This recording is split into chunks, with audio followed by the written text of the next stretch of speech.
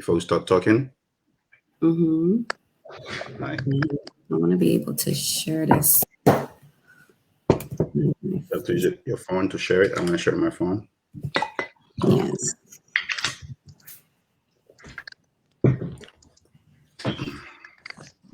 My sound is not good on mine. Oh, hold on just a second.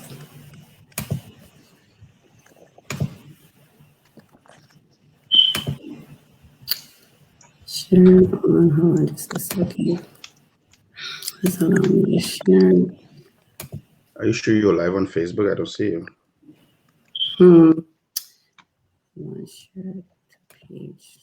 You have to click on Facebook. Okay, I see it now. It's live now. You see it? Oh, you on your okay, I see.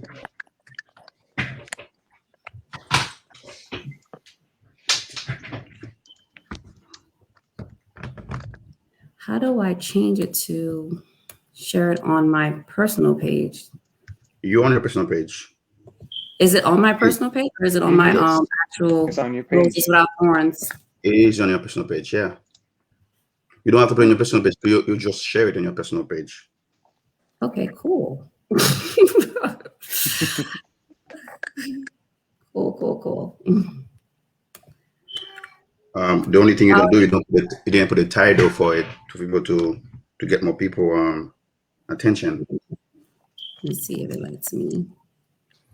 Can you guys hear me? Yes. Yes, I can hear you. Okay. All right. How was your Saturday? What did you guys do today? I was sleeping all day because I was tired. So. Work. That's it. Okay. All right, perfect. So we're all set. Thank you guys for your patience. Can you change the title, Verity? Yeah, I did. I was able to change it. Do you see it? Oh, let me check.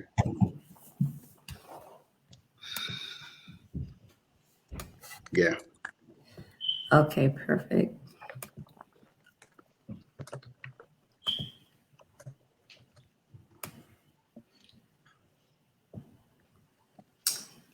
Just a second. So hi, everyone. My name is Veronique Pierre. I am the proud founder of Roses Without Thorns, Inc. And today we're going to be talking about relationships, love, and mental health.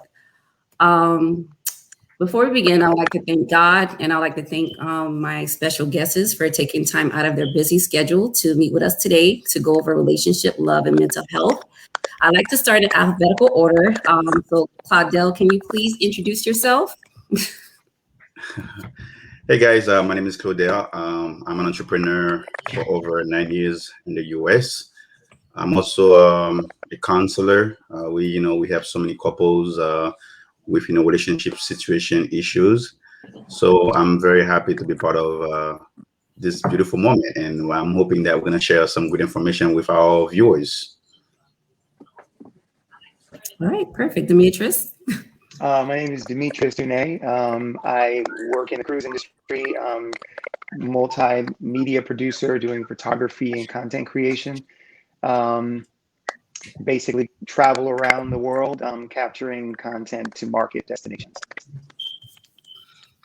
Perfect. And Josh? Hey, how's it going? I'm Josh Jean. I'm from South Florida.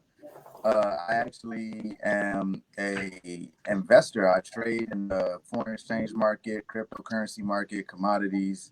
Overall entrepreneur. I have a few different projects and things that I do, but that's my main gig, so to speak. So that's me.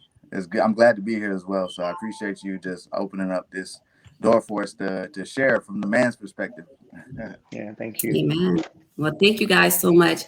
I'd like to start it off soft. The first question, I'm going to start off with Demetrius. What stand out about a woman and what actually made you wanted to approach, because you're married, so what made you wanted to approach your wife? And this is actually a two-part question. What made you, after you approach her and ask her out on a date, what made you want to continue on with that second and third date? Wow. Okay. Well, that's a deeper question than you probably think. Well, the biggest thing that motivated me was that I was out of a relationship. I was dating someone, and that person decided to go with someone else. I was heartbroken, and I was actually not interested in dating at all. And I'm part of a church, and I was part of it, and still part of a singing ministry. And the ministry leader was a person I trusted, and he mentioned to me my now wife was interested in meeting me, so he recommended me to meet her.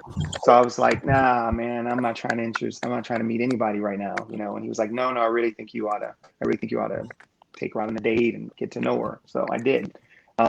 Took a chance. And to answer further, once we went out on the first date, I found out she was amazing. I mean, that just took one time. We were married within 6 months of us meeting, but first, second, and third, I mean, of course, she's beautiful, inside and out. She loves God. She's spiritual. That's top on my list. The relationship with God. And the other thing that was top on the list is I was a single father at the time, and she took an immediate interest in my daughter, and it was very sincere. She actually bought her a Noah's Ark little dress. My little girl was about 3 years old at the time, and just the fact that she did that, I was like, okay, I'm open to getting to know her more. And the more I found out her seriousness about God, and the more that I found out that she was just fun and just with a different person than I was, I wanted to get to know her more and more. So we've been married for, this year will be 23 years. So I'm still getting to know her, and it's still good. So if that answers the question. Yes, it does. Thank you. And what about you, Josh? What would make you actually, approach a girl and then want to continue on with a second and third date? So for me, my situation is slightly different. Slightly. I actually am happily single, so I am not necessarily in a relationship at the moment. But obviously, I've been in a relationship. So, and from my perspective, it has to be a genuine connection. I'm not, me with my personal relationship, and I'll just put it out there. I am a believer. So, with my belief system, with God, I focus on what it is that I know that He's told me to do. That's actually the season I'm in right now, just focusing on what it is that He's told me to do.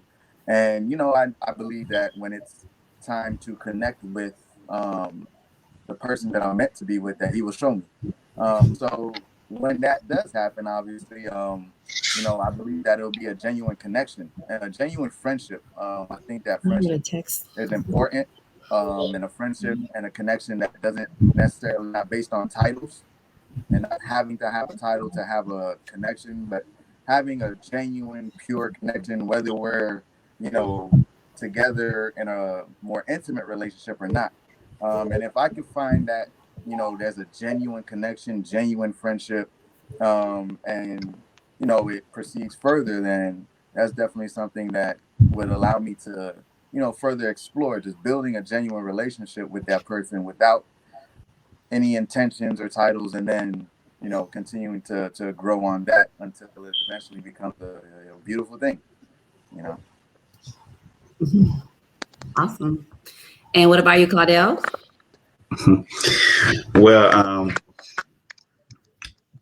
I want to support what Josh was saying because I'm the type of person, I love brain stimulation. At first, I know a lot of guys, they love beauty, they love face, beautiful face and stuff.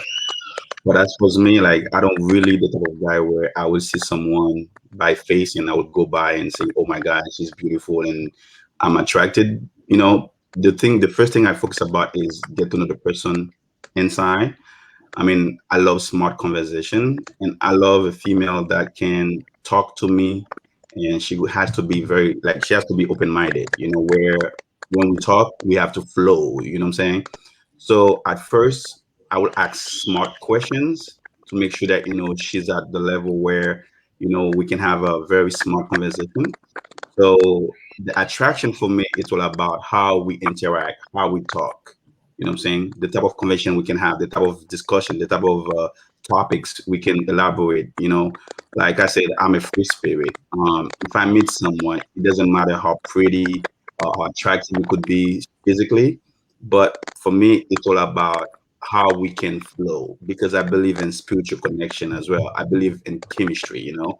It's not just like, you know, the physical appearance, the physical attraction, but I'm kind of the type of guy where before I get into the physical attraction, I want to make sure that, you know, I can feel the person spiritually, where spiritually I feel connected. Like if I'm not feeling that connection, for me, it's just like, you know, I'm not saying it's a turn off, but I'm not interested if we cannot have really proper conversation, communication, not just communication, understanding, because sometimes you can communicate but people don't understand. So we have to make sure when we communicate we also understand each other, because sometimes people can talk, we don't understand each other. But communication and understanding, those two words for me in a conversation, they are very sexy about a woman, and that's what attracts me. Okay, that's good. The next question is, do you believe that within a few months, the first few months, that you would know this is the one? And I'm going to start off with Claudel. Well, to be honest with you, just to answer this question, it depends. It depends how those two they met and how they're very real to each other. Because some people, they have some hiding qualities, they have some hiding secret, and especially when people they wanna be with you, they will hide some stuff until you get to know them, you know, or until you guys start living together. So after a few experiences in my life, I don't believe right now, I don't believe few months is enough for me to get, you know, into a relationship with someone. For me, right now, the position where I'm at, I want to have like at least 2 years dating someone, get to know you, you know, deeply, and make sure, you know, we build that friendship. Because me, I believe in friendship. Because in a relationship, if we don't have friendship, it's a waste of time. So I want to make sure we build that friendship where we really make sure we know what we want. And we have to be clear to each other saying, hey, this is what I want, because we are not kids. We have to be able to have that clear conversation where we said, hey, what we stand for, what are we about? Are we about commitment? Are we about friendship? Or are we about getting to know each other? So for myself right now, this level, for me to be honest with you guys, few months is not really enough for me to say, hey, we're in a commitment relationship. I need time right now to get to know someone. I mean, I'm not judging no one who just jump in a relationship after a few months, but as far as me, after my experiences, is, you know, it's not, you might think you know someone in just 2 months, but some people, like I said earlier, they will hide some stuff because they feel attracted by you just to get to you, you know, just to be with you. But right after they are with you, they start going to show you their true color. So I would like to have somebody that really open-minded, gonna tell me, hey, you know what, this is who I am, this is what I stand for. Are you accepting me? Yes or no? But not everybody really open to talk like this and to tell you the truth at first. So if you're not, and especially when you start asking questions and the person is not responding, and especially putting you on wait, hey, that's a red flag for me. So if I'm asking question, I'm not getting answers, and you're gonna keep telling me wait, I'm gonna wait. But guess what? The wait, you know, has a time limit. So yeah, a few months is not enough for me to be with someone. Okay. And what about you, Josh? So for me personally, I feel like it definitely is based on situations. And because every situation is different,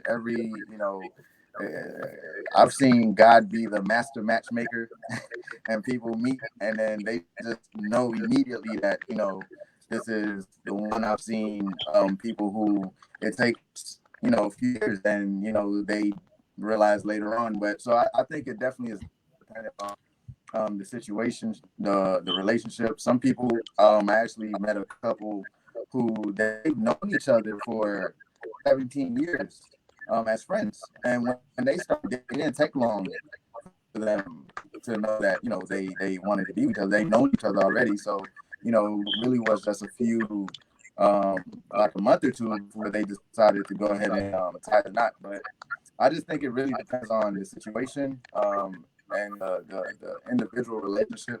And I can go into further detail if you want me to, but you know, that's my like broader response to that specific question. Okay, and thank you. And what about you, Demetrius? Yeah, I think everything these guys have said is accurate. It always depends on a situation. I will add, I think that it's almost like I think the maturity level of the people is a factor. You know, if they're young, super young people, and they really haven't thought about the relationship being long term, you know, someone that's been in an experience where they've been on a lot of little relationships, dated here and there, and then all of a sudden they want to get married, may not have invested the time. May not be mature enough to really think long term. This is the person that I'm marrying, and I'm going to be married to them till we die, and that's not going to end in this lifetime. If you think long term, if the two people are thinking long term and they're mature people, and they're really, as was said earlier, they're honest. And they're very transparent and clear about what they're interested in. A few months does seem really short. I mean, I feel like I mentioned, my wife and I, we got married in about 6 months. I felt like that was a relatively short period of time, but we knew each other well enough. We both had experienced life in a deep way, and we were both very transparent about ourselves. And we also got mature people who had been married way longer than we have to get involved, to kind of help us, guide us, to make sure that we were clear on what it was that we were getting into.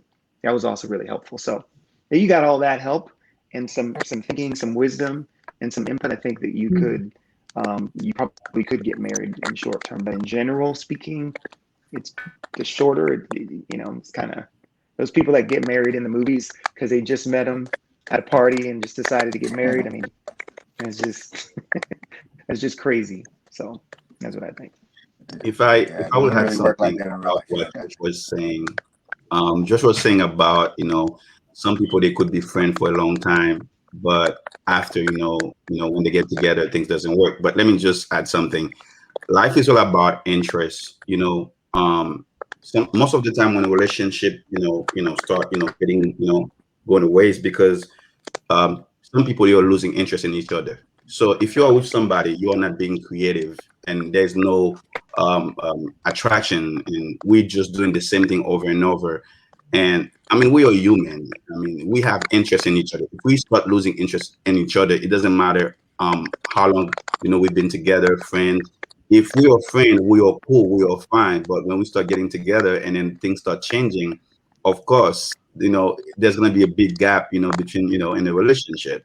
So I do believe, it's all about interest. If we are together, the same things we used to do when we were together, we have to make sure we become more creative when we are friends. Sorry, we have to be more creative when we get together, because now we become a couple. We have to come up with some kind of strategies to make sure that we still attract to each other. Because if we don't have that attraction, similar attraction, it's not gonna work.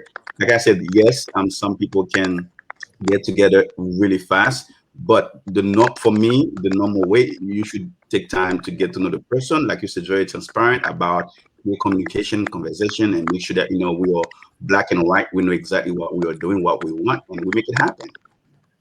So it's about building a foundation to you. Is that correct, Claude? You have to build a foundation first before you actually know that.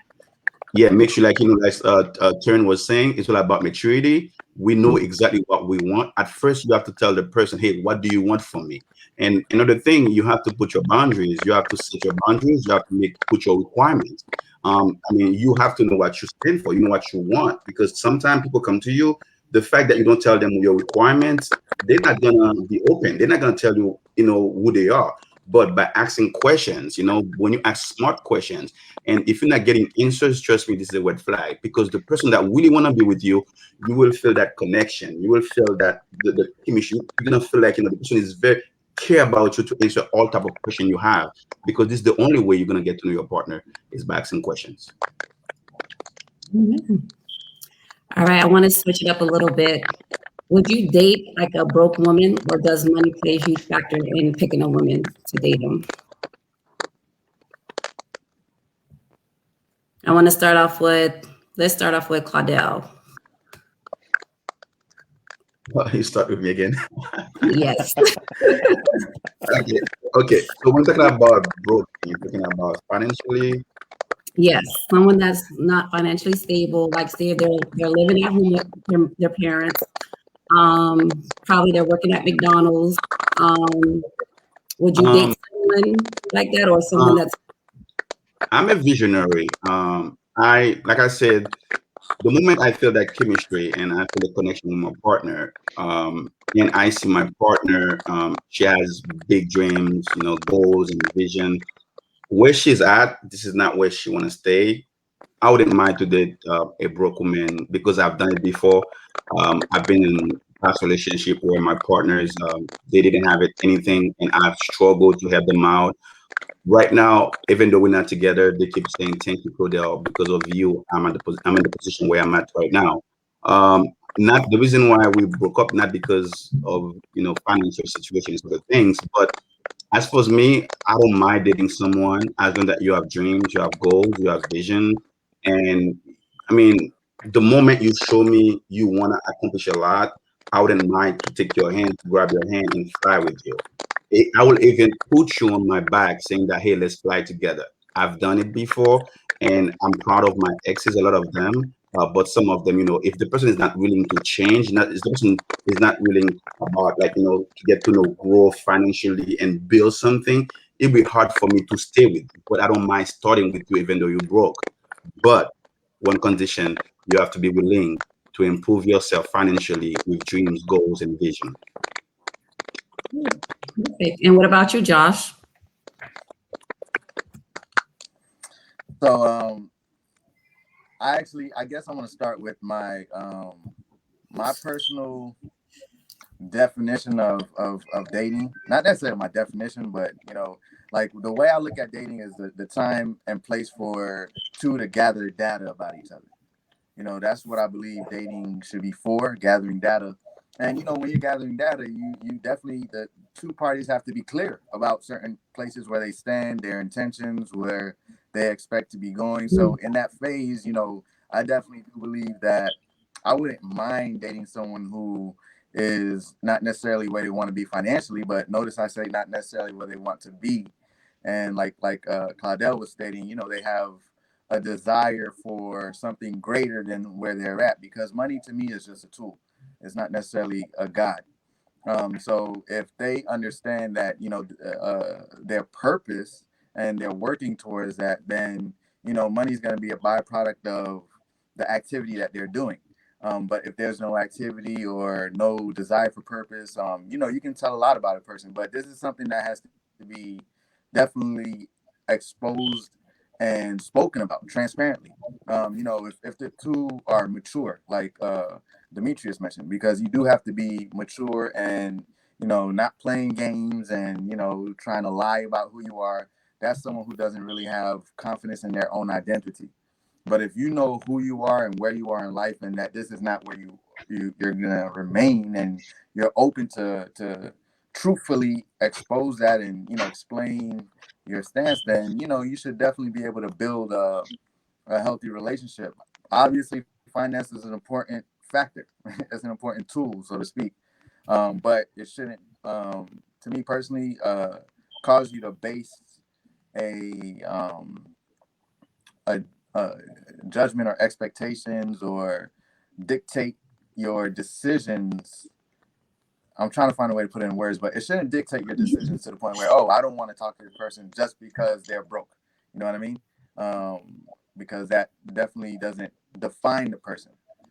You definitely want to look at the things that really truly matter, as far as if they truly are working towards something, if they have activity going on where they're building. And you can tell the difference between someone who has hope dreams and like kind of like fantasy dreams, like, oh, I want to be an aspiring dancer, and I don't see you in a dance studio ever, and I don't see you ever practicing, I don't see you making connections or building towards that. It's just something that you want to do, and you're not making any effort to get better. You're just staying at your mother's house. And, there's a difference between that and someone who's actually actively pursuing a purpose or a goal. So, I definitely do believe that those things have to be spoken about and transparent.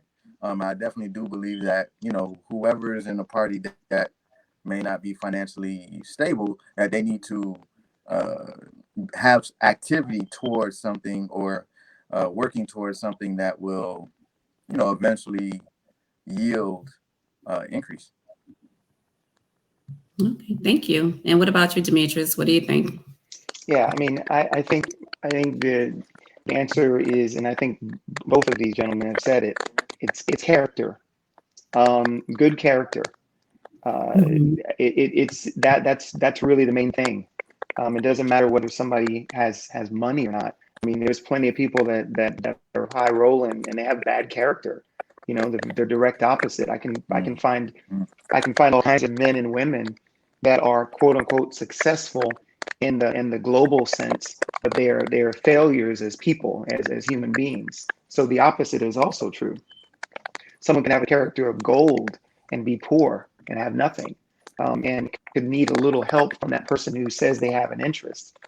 It could look bad on the person who says they have an interest, and there's a person that has a good character that may need some advice, that may need some input, that may need some help, and they just push the person aside because they don't have money. I mean, I wouldn't want that person to have that person either. You know what I mean? It's like, so I think, I mean, I think what I was looking for in a wife never was somebody that had money.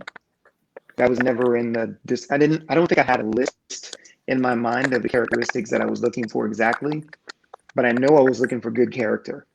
And I know that on the list was not somebody who's poor or doesn't have money, is not qualified to be. I mean, it's kind of, I don't want to use too strong of words, but it's kind of an arrogant statement to think that you're not going to be with someone because of the amount of money or the amount of material things that they have. It's a very shallow person, I think, that would simply look at someone and say, you don't have very much, so you're not worthy of me. So yeah, I don't even think that should be a factor. It should be all about the person's character, and it should be all about the worth of the human being. That in that, as everyone else has said, that the interest, the heart that the person has.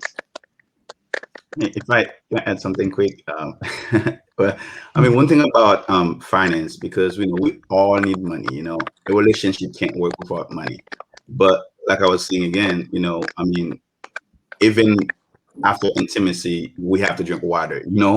But I do believe the person you are with, the person that you're saying, dating and get to know someone is not the same thing. Because remember, if the person is broke, at first you don't know that until you start getting the person. So when you start getting to know the person, and then you start realizing, where the person is working at, and probably you financially might be stable and she's not stable. But like I said, once again, I mean, when you start getting to know each other, we are dating after we make plans, but the person has to be willing to tell you, hey, this is my dream, this is my goal, this is my vision. Because some people, they don't have dreams, they don't have goals, they don't have vision, they don't know what they want. And some people, you have to babysit them. And one more thing about some people, they are comfortable where they are. Because some people, they are afraid of challenges.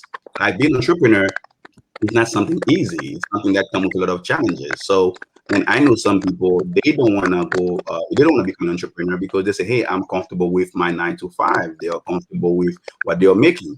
And guess what? What they are making is not enough to support a relationship. You know what I'm saying? Example, if you have big plans, you have big dreams to travel the world, you have to buy expensive stuff, the 9 to 5 job is not enough for you. Example, if you want to buy a big mansion, you have the dream, but you're not putting efforts to get it done, So I don't believe, I mean, if I find myself in that position with someone where you have big dreams, but you're not taking actions, or you're not putting efforts to achieve your dream, I feel like, it will be a problem, because some men, they're not gonna struggle for you if you're not really putting efforts in to build something.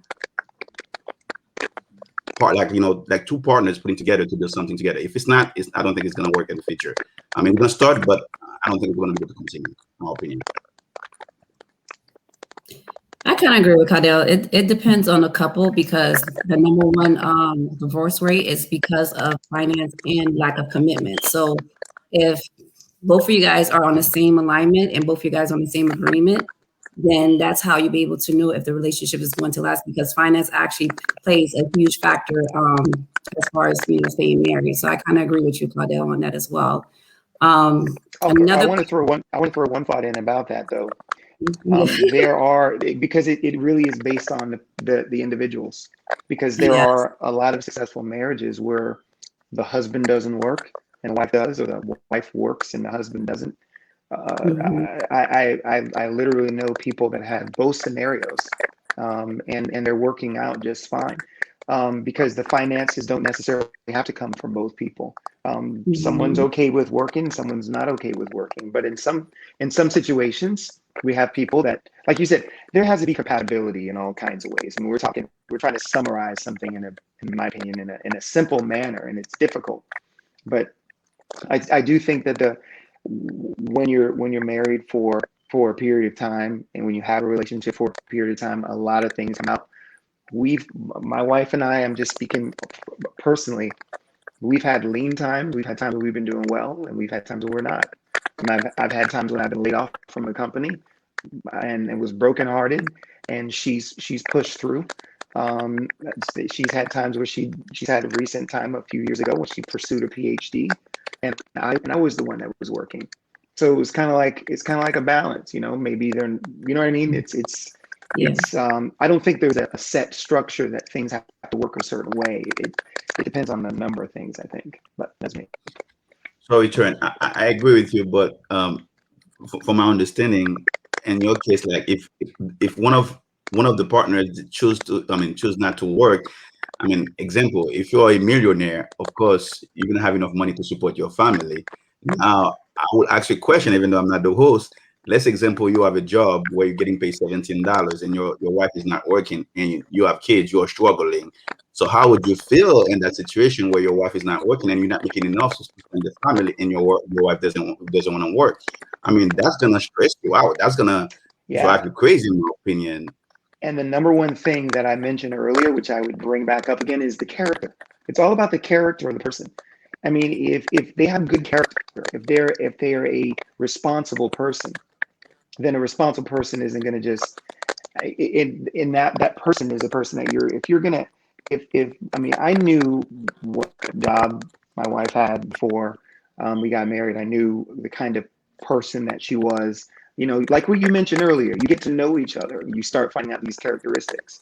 Yeah. So then you choose eventually to commit to a lifelong relationship with this person based on your evaluation. Now, could you find out later on, could the person all of a sudden, the things that they hid from you that you mentioned earlier, there's some things that sometimes people hide.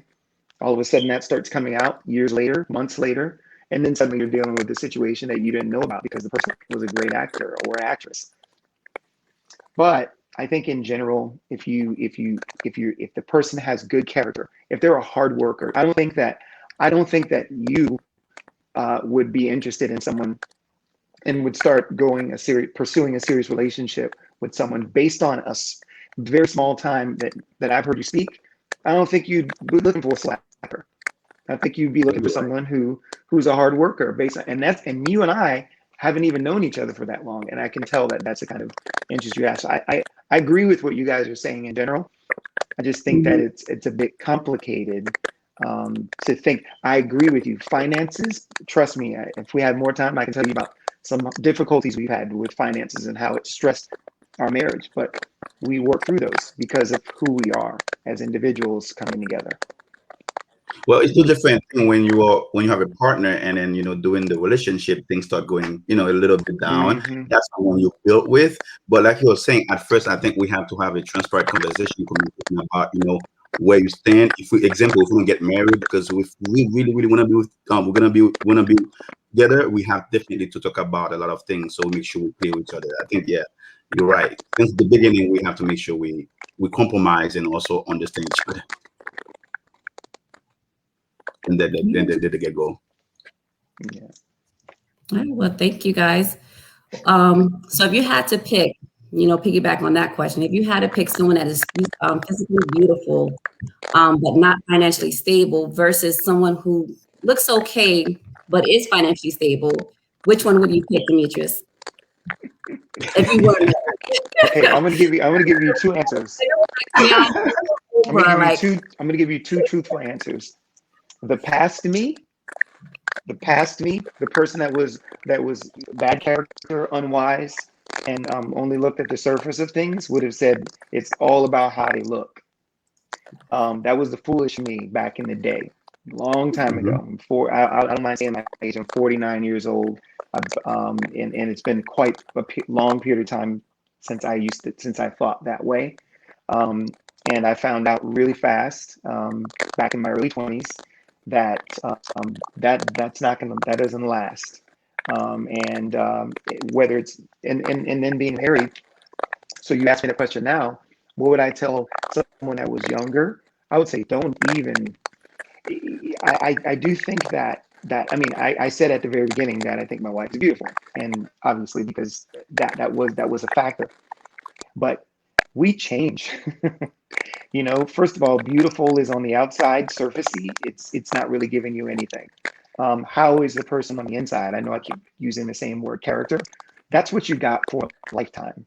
That's what you're gonna have with you for those months of the relationships where it's a friendship. That's what you're gonna have in a marriage, and that's what you're gonna have in the last few days of your life. Who's gonna take care of you? A person who's selfish or a person that's selfless. So it's kind of like you don't get any. I would say selfishness is ugly now. So now I understand what's actually ugly. Selfishness is ugly. Whether the person looks great on the outside isn't going to help me to love them through their selfishness. And that's just an example of what I think. But yeah, the past me was all about what it looked like. Was all about all the things that your shallow man would look at. But much more mature and understanding. And when I made the choice, I made the smartest choice in my life, marrying the woman I'm married to. That was a wise me, making a choice based on, hey, I thought she was beautiful, but the character was the part that I really honed in on, because that beauty part is kind of easy to spot. Last little point, I think any man or woman can look out in a sea of people and point out people that are beautiful, and you can't have all of them. you have to pick the one, and what's going to be the distinguishing factor of that one? Character. What's the person like on the inside, and what do they really care about in life? I think so. All right, thank you. And what about you, Josh?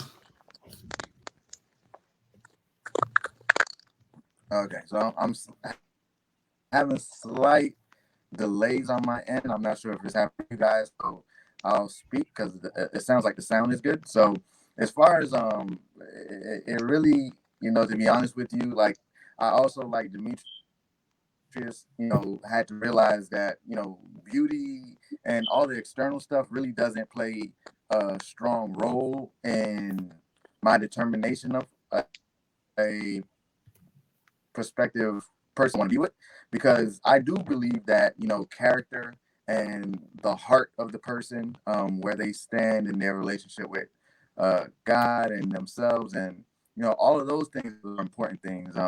So obviously I do believe physical attraction has to be there. I am very much attracted to beautiful women, but that wouldn't be my determination, because I have spoken to, been with women who I do believe are beautiful, but are don't really bring anything else to the table. Just to be honest, it's not saying that I'm like this great man, but just my personal experiences. And I do believe that finance is an important issue, situationship as well, but that's not going to make or break my decision. It's just something that into consideration, but the main thing would be the internal posture, the heart posture, the character, the mindset, and those types of things. And obviously, if we align, in our respective purposes.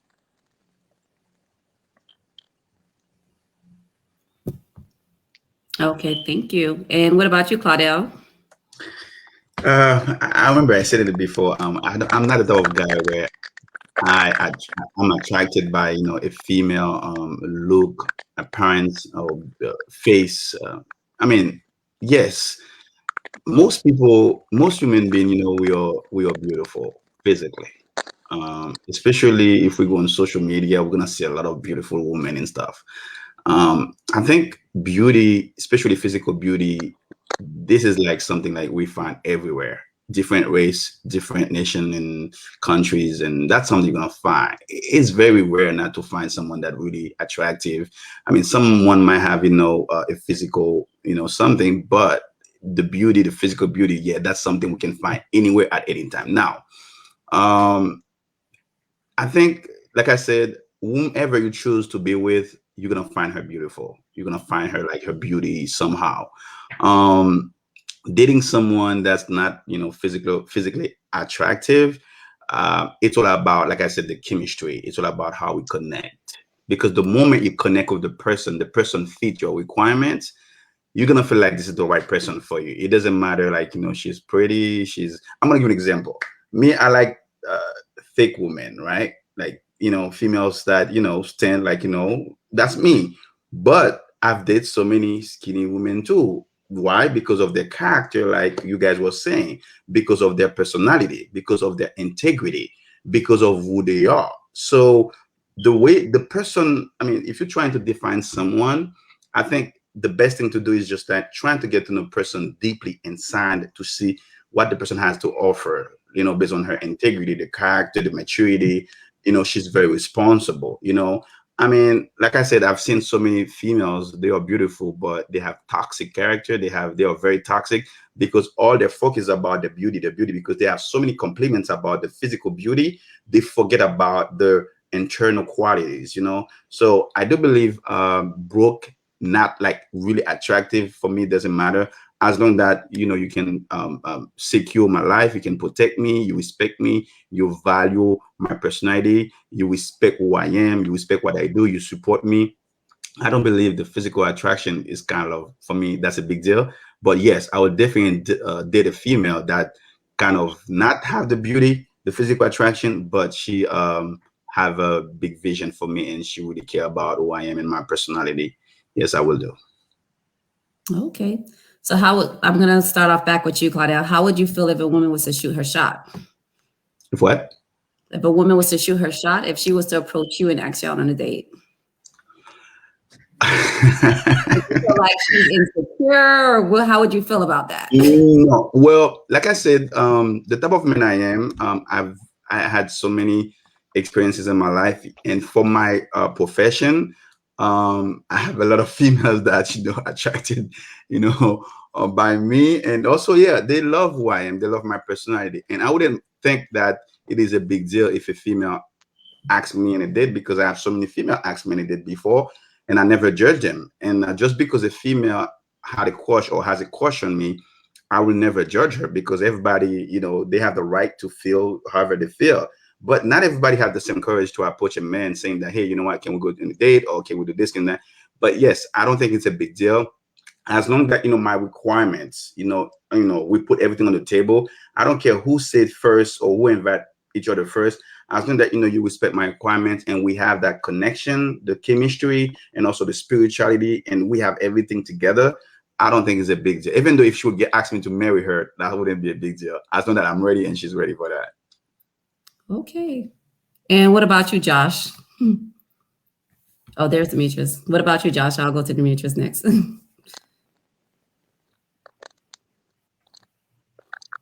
Can right, you hear so me, I Josh? think you can hear me. So, um, Okay. if a woman were to shoot her shot, I'm sorry. Yes. How would you feel about that? Okay, so for me personally, um, it that's a funny question. So I personally, I can't say I wouldn't or wouldn't. I guess it really truly depends on the situation. Again, it's hard to say no. I have had, I can just speak from experience. Have had, women approach me. And I'm not the type of person that, oh, she approached me, I look at her any different. because you know, there's certain women who are very aggressive, and there's certain women who are a little bit more, you know, they do it in a way that's not necessarily, I don't want to say not aggressive, but like more mild, you know, and just kind of just, you know, making her desires open. And so I can't say I wouldn't, but it's just not some, it just really depends on the person and their approach and how they come. So I wouldn't necessarily reject a woman just because she approached me. So that's kind of where I stand, so to speak. Okay. And what about you, Demetrius? Well, I think it's cool actually. I think it's really cool. Actually, if when I was saying earlier that the leader of the choir that I was singing in recommended me to ask my now wife out on a date, what I found out after we got married was the story a different way, which I didn't find out until later. My wife is the one who actually asked him to mention, yeah. So she asked him to ask me to say, hey, tell him Wow. to, yeah. So she actually did that. Actually, she just Wow. went through that. Yeah, yeah. And I've always thought, You- actually, after we'd been married, I think for about a year or so, I was telling someone asked me, "Hey, how did you and your wife meet, and how did this all?" And then she came. She said, "Well, it didn't quite work like that." And then that's when I found out. So yeah, I think it's pretty awesome actually when it goes the other way like that. So I think it's great. Well, she did a good job. How long you guys been married? This year and on December 12th will be 23 years. Oh my Wow. God. Congratulations, Yeah. my man. Yeah. Congratulations. Yeah. She knew what she wanted. She went for it. So Yeah. Yeah, she get her shot Working. and she get it. It's locked working. it down. Yep. Oh, wow. All right. So we're going to start off with Josh. Are you back, Josh? Or Uh-oh. okay. I think he's on a break. I'm Okay. here. We're going to start I'm with here. okay. I definitely Okay. am having some. Yeah. Okay. What is the smallest reason you will cut a woman off? Oh, ow. Okay, you All want to right. So you start? said Well, you okay, said let the me start. smallest reason. Oh, you want to start, Josh? Small- You want to start, Josh, or you want me to start? No, go Oh, you ahead. talk to Josh? Clyde, you can go. Okay. Well, the smallest reason I would cut off a female or a woman is being disrespectful. I don't like a disrespectful woman, and I'm very big about my respect, my integrity, my personality. Um, I don't mind if a female can get upset. I mean, if we are going, to something, we're arguing and stuff like that, it's okay to get mad, to be Sure. upset, but respect for me is key. Another thing is cursing. I'm not a type of person where for my, reputation as well, and for my profession, I'm not a fan of curse. I mean, it's okay, we can curse, but don't curse at me. Example, if you're talking to me, you say something, but not, towards me. So, disrespectful. Yes, I will cut the bridge right away because I don't deal with disrespectful women. That's the easiest thing ever. If you're dating me or we're dating, and you just disrespect me, I wouldn't even think about it twice to just cut you off. That's me. Okay. And you, Demetrius, what is the smallest reason that you would cut a woman off? The smallest reason. I'm trying to think about what that would be. I'm trying to think of the smallest reason.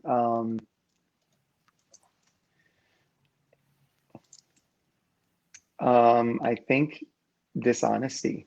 I mean, and I don't think that's small. It's just hard for me to think of something that's small. I think, I mean, yeah, if someone's lying to you, how can you even get to know them? You don't know who they are. You don't know what is true coming out of them. You don't know whether you're actually knowing the real person. Um, if it turns out that there's just a lot of lies about a lot of different things, then I'm kind of spinning my wheels. You don't really know what you're getting into. So I think dishonesty. Okay. Thank you. And Josh? So can you guys hear me? Yes. Okay. All right. So I'm on 2 computers right now because my other thing has some issues. But as long as you guys can hear me, you may not be able to see me though because I don't have a video on here. So for me personally, as far as a I'm sorry, reason Josh. to Can you mute one of the computers? Because it's like an echo. oh sorry. Okay. Now I can't hear you at all. I think he has to turn off the phone and continue with the laptop or one Oh, off. Yeah. probably have to, Oh, you think muted one might have muted both of them? Yeah, maybe. Josh, we can't hear you.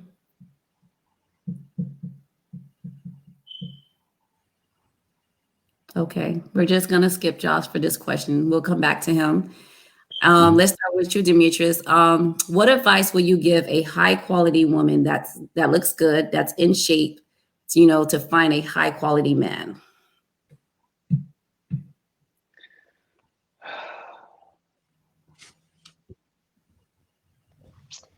What advice would I well, my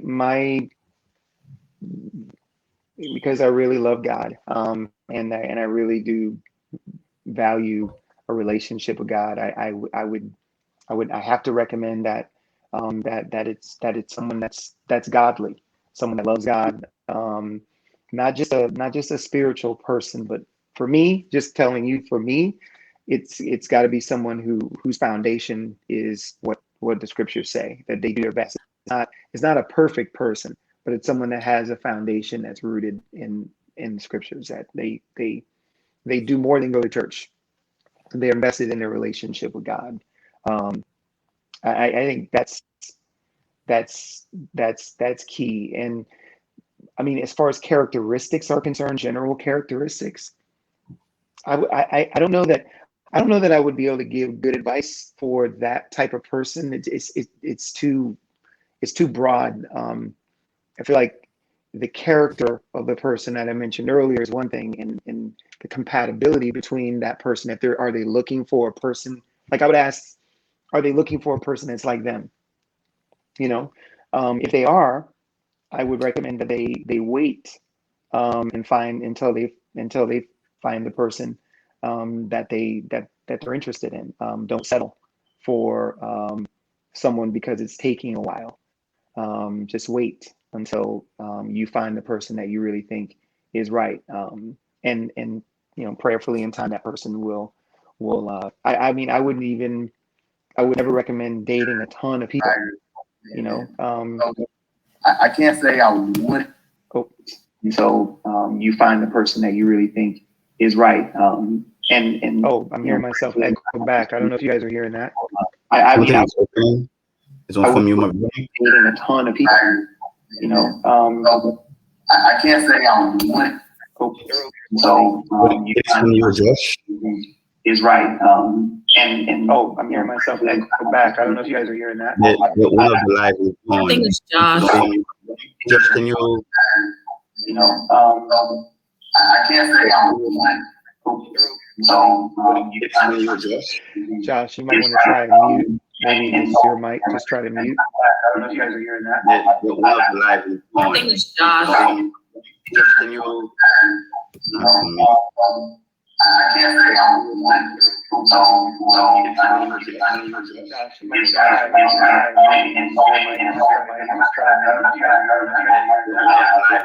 think it's Josh.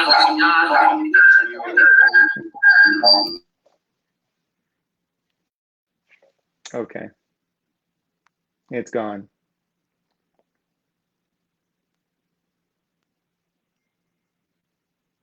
All right. You guys hear me? Yes. Veronique, can you unmute yourself? It's gone. It's gone. Okay. Okay, perfect. That was weird. What were you? All right. You guys hear me? Yes. Yes. Yes. We still have the echo. Can you unmute yourself? Yes, hold on. Can you hear me? Okay, perfect. That was weird.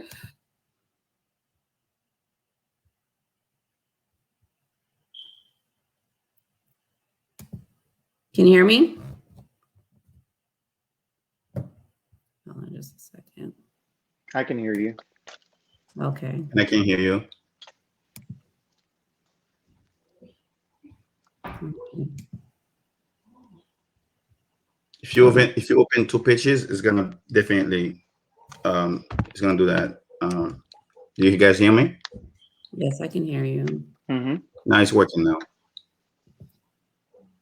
Yeah, I just Okay, took the other headset out just in case. But anyway, I don't know if everything I said was heard, but I think in general, just to summarize what I said was just that if they're looking for someone that has certain characteristics, I think the biggest thing that I would recommend is that they find a person that has strong, good character, but that they wait. You know, if there's a specific type of person that you're looking for, you know, invest the time, and as you meet people that are good character people, wait, don't rush into something just because you feel like you want that relationship. Just be patient and wait and prayerfully, you know, with hopefully eventually it'll work out, and I believe it will. So that's the advice I'd give. For discernment, just pray for wisdom and discernment. Discernment, exactly. Yes, Wisdom I and totally discernment. agree. And what about you, Claudel? From a Christian perspective, I would say yes, I would back up Demetrius about spirituality, pray. But from fact, I would say don't settle for less. If you know what you have to bring to the table, you know who you are. I would say before you start a relationship, it's all about what you want. I mean, you know, if you want commitment, if you want to play, I would say get to know people. Like Jimmy was saying, he will not advise to date so many people. I wouldn't advise to date so many people, but I would advise to talk to people, because if you don't open your door, people will never get to know who you are. So the only thing is I would suggest is, like I said, don't settle for less. Stay focused, improve yourself, keep working on yourself. Self-love is a priority. Some people, they expect other people to make them happy, to complete them. No, you don't need someone else to complete you. You have to build the confidence where without someone you can live your life. Like I said, you don't know your destiny. Sometimes we might need a partner, but if destiny is not what it has for you, you will be single for the rest of your life. So the first thing you have to focus on is build yourself, build your confidence, work on yourself, build your empire. Don't settle for less again.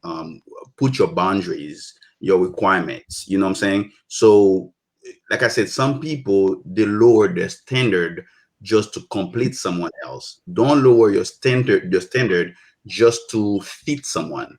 If you are in 10, don't go 6 to find someone.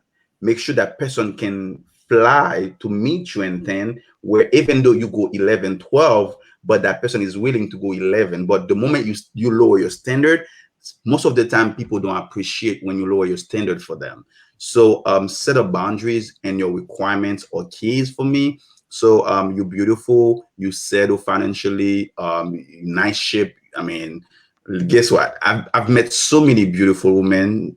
They settle, but the only thing is, they're kind of toxic. But if you really, really, really, really want to be with someone, you're going to meet someone, you have to make sure you work on yourself as well, because no one is perfect. You know what I'm saying? You have your own flaws. You have to make sure that you work on your flaws, you work on things that need to be fixed before you even start a relationship, because you don't want to give a man no reason to judge you. You know what I'm saying? The moment you know that, your heart you have a big heart, and you know that you're all about true love, you're all about commitment, you're all about true relationship, you have to be really, really open. You have to set your mind saying, you know what, this is my partner. I'm gonna give him the rest of my life. But some people, they have 1 foot in, 1 foot out. No, if you have 1 foot in, 1 foot out, and you're not willing to improve, you're not willing to work on yourself, I mean, I think that would be a problem. But I think definitely for a female, give a female advice, who's settled and everything, is just to be patient. Make sure you ask questions. Don't underestimate the power of asking questions. Keep asking questions. Me, I'm a man, I ask questions all the time. Sometimes it's, oh my God, this guy always have a question. No, ask smart questions, because you have answers with questions. You know what I'm saying? If you are not willing to ask questions, you just let it flow. Let it flow doesn't work in commitment relationship. Commitment relationship doesn't work with flow. If you really know what you want, ask questions, you will find answers. Either the answers is a red flag or not, you will find the right answer. And your good instinct gonna tell you if it's the right fit or not for you. And I like what you said, Claudia, because once you make a committed relationship, you're letting someone into your spiritual realm. So it's like you have to make sure that you both are on the same page. I totally agree with that. And what about you, Josh? What is your answer to that question, or do you want me to repeat the question? Yeah, definitely repeat the question, because I kind of had slight technical difficulties there, but I'm back. I'm here. What advice to a high quality woman that looks good and that is in shape, is looking for a high quality man? What advice would you give her? Oh, advice. Okay. Mm-hmm. So I would just speak to, and it's funny because I did a video like this, a few videos about this similar topic on my page, but the first thing I think would be to, obviously she would want to work on her, make sure she has her self growth, her self development in check for herself and not for anyone else. Because I think that the strongest relationships, both parties have a strong self awareness and strong, they're securing their identity. Because they don't need anyone to fulfill them and don't need a relationship or a title to complete them, so I definitely think that they have to have that foundation. And then definitely don't want to do any premature actions. I know we've spoken about this before, but wanting to make sure that, because, and I'm not saying this is for everyone, but I'm going to just speak a little bit more general to what I personally notice. Maybe it may be just the circles or my own perspective, but just to be honest, I do see a lot of people these days, especially women, kind of get a little bit desperate for a relationship, especially if they have their things going on and they have their stuff in check as far as financial and have their house and things in order. They kind of really, really want a relationship, and it would cause them to sometimes do things prematurely, rushing relationships or finding someone that's nice and automatically making them the one without even really getting to know them, quick to add titles without necessarily having a foundation in a relationship yet, or really knowing the person. And I think that having a foundation is important. And I said this on one of my lives, that we can't be scared to lose anyone. If you're securing yourself and you're securing your relationship with God, if someone doesn't fit, they just don't fit. We can't try to make them fit. Exactly. We can't try to make them fit, or try to be someone we're not to make it work.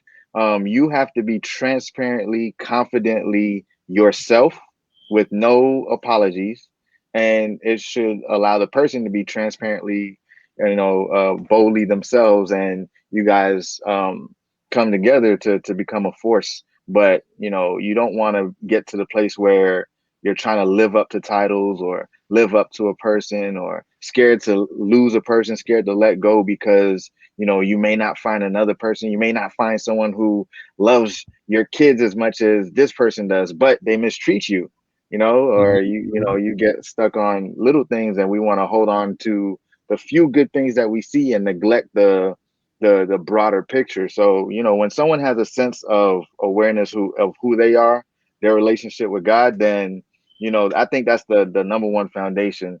And then just allowing yourself to genuinely, organically get to know people for who they are for real, so that you're and they should make you feel secure in being yourself without having to change as well. So I think I said a mouthful. So Awesome. Yes, and I totally agree. Like that person has to be fully committed to God and be able to stand on their own. And then this person has to be fully committed to God and be able to stand on their own. And then once they get together, they're like a power couple. Is that what you're trying to say, Josh? oh Like, yeah, okay. definitely. Well, sorry, but some people they don't believe in. I mean, they're not Christian, so we have to give Mhm. advice to both of them. Like some Yeah. people who don't have any belief Mhm. at all, but she could be Yeah. strong, she could be settled. But like I said, that's why I said if you believe in God, pray. Mhm. So I mean, if you believe in prayer, you believe God will give you the right person. But and to be honest with you, if you don't work on yourself, like Joshua was saying, self growth, if you don't work on your toxic behaviors, your toxic qualities, even though if a God sends you someone, it's not gonna work. So you definitely have to work on yourself. So don't expect just because God send you someone, God could send you an angel, but if you're not willing to work on yourself to improve yourself, that relationship will not work.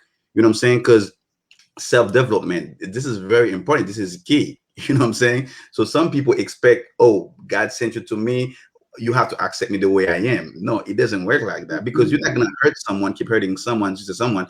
You expect that person to accept you the way you are when you are toxic.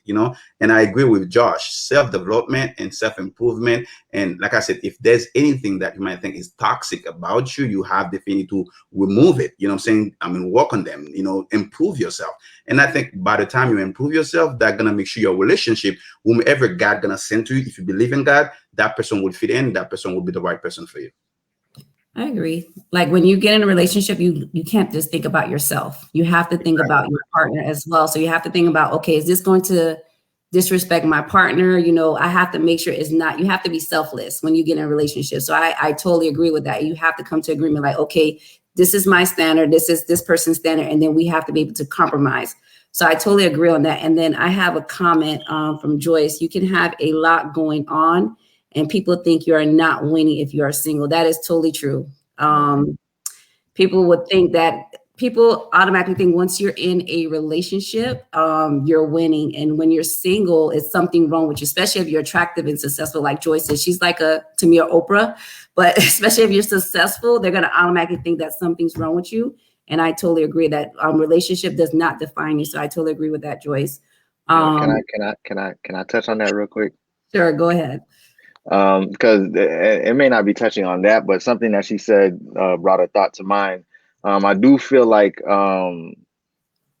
there's a lot of societal norms and pressures that I feel like are unhealthy. And when we feed into those societal expectations, and I'm not going to even pretend like it's just society. You even get in the family. You have that auntie that's like, girl, you still single and you got this and that and this and that. But, and they're like, why you need to have a man? And if you don't have a man, then, what is wrong with you? But at the end of the day, we, and that really does also come back to having confidence in self and knowing where you are, what your path in life is. But we can't feed into what society deems as normal and put those pressures on ourselves, because that makes us or provides the opportunity for us to make irrational decisions. If you're basing your decisions on, oh, I should have this by a certain time, or I should be married because I have this all together, now you're going to begin to just allow yourself to be open to people who don't belong in your life. You're going to allow yourself to be open to unhealthy relationships, toxic relationships, because this is what it should be. But who defines normal? There's people, the KFC CEO, he started a business in his 50s. That in societal terms is not normal, but who defines normal? So I think that definitely is good to have a healthy perspective and not allow society, family, or people to define what's your path and what's normal for you. But I think social media plays a huge factor on that, because social media image is an investment. So we live in an image world. So it's like, if you're not posting certain things, or it's like you get more, it's even in the Bible, if you're in a relationship, you get more recognition versus if you're single. So it's like a lot of the stuff that's in the Bible, it's playing nowadays. And I think a lot of the people, base themselves off of what they see on social media. And it's kind of sad sometimes, but it's like when you see people like will say, oh, you're not winning because you're single. Like they won't support you. They won't recognize you if you're single. But the moment you get in a relationship, you can say, I'm getting engaged, and you put engagement in front of something, someone will buy it. Like engagement shirt, they'll probably pay $50 for it versus when you were selling a single, they'll probably pay $5 for it. It like triples the value of something once you're in a relationship. So it's like, I think social media actually plays a huge factor on that nowadays. Anybody else has anything else they want to say? Yeah, Or I would like to say something about that. I think Just, everybody I'll have just- their own. I'll Everybody just have their own. mention. You mentioned Oh. so. Yeah, go ahead, Demetrius. I think if Demetrius, you're frozen. Am I stuck? Yeah, he has a delay like I do. Okay, boy. Demetrius, you want to go ahead? You want to go ahead, Okay. Demetrius, or you? I think Demetrius is frozen. Can you hear me? He can't hear you. You're frozen. I'm frozen, or Demetrius? Demetrius is frozen. Demetrius, he might be having the same issues I was having. Okay, so let me just say something. I think everybody have their own personal life. People shouldn't let other people influence them by define what they have to do or tell them what they have to do, because we have our own personal life. And this is my mindset. Anything that's not gonna push me to help me grow, I will cut it off. This is my new mentality. You shouldn't let people push you to do things that you don't want to do. Example about social media. Social media shouldn't have power to tell you what to do, even though if you're single or in a relationship. An example, happiness is a personal choice. First, you have to know how happy you are with yourself. Because if you're not happy with yourself, it's going to be very hard for you to be happy with someone else. Think about it. If you have anything that bothers you in your mind, it doesn't matter whomever you're going to be with, that thing's still going to bother you until you fix it. Your partner doesn't have enough power to help you to be happy. So letting other people tell you what to do, to come with kind of words like auntie, family, or you're still single, that's their life. Some people, they are happy being alone. Some people, I mean, they just enjoy the single life. You know why? Because they refuse to settle for less. Because they refuse to be with the wrong person. Because some of the people, they have a good heart. They know how to love. But unfortunately, they met the wrong people in their life in the past. Now, because they had so many bad experiences, that's pushed them back, saying that, you know what? Like Joshua was saying, instead of just, going out there to be with just random people that you don't even know, better you take your time, enjoy your life, do what you love to do, improve yourself, and be happy. Because setting up for less, this is not the right thing, because you're going to push yourself. You're going to be like you're saying, desperate, So I do believe self-confidence is key. And definitely you have to be really, really strong to be able to live in this and the society we are living right now, and make sure that, you are strong enough to say, whatever happened, I don't care. This is my life. I'm responsible for who I am. I'm responsible for my own happiness. I'm living my life without thinking about what society said and what other people say. This is my opinion.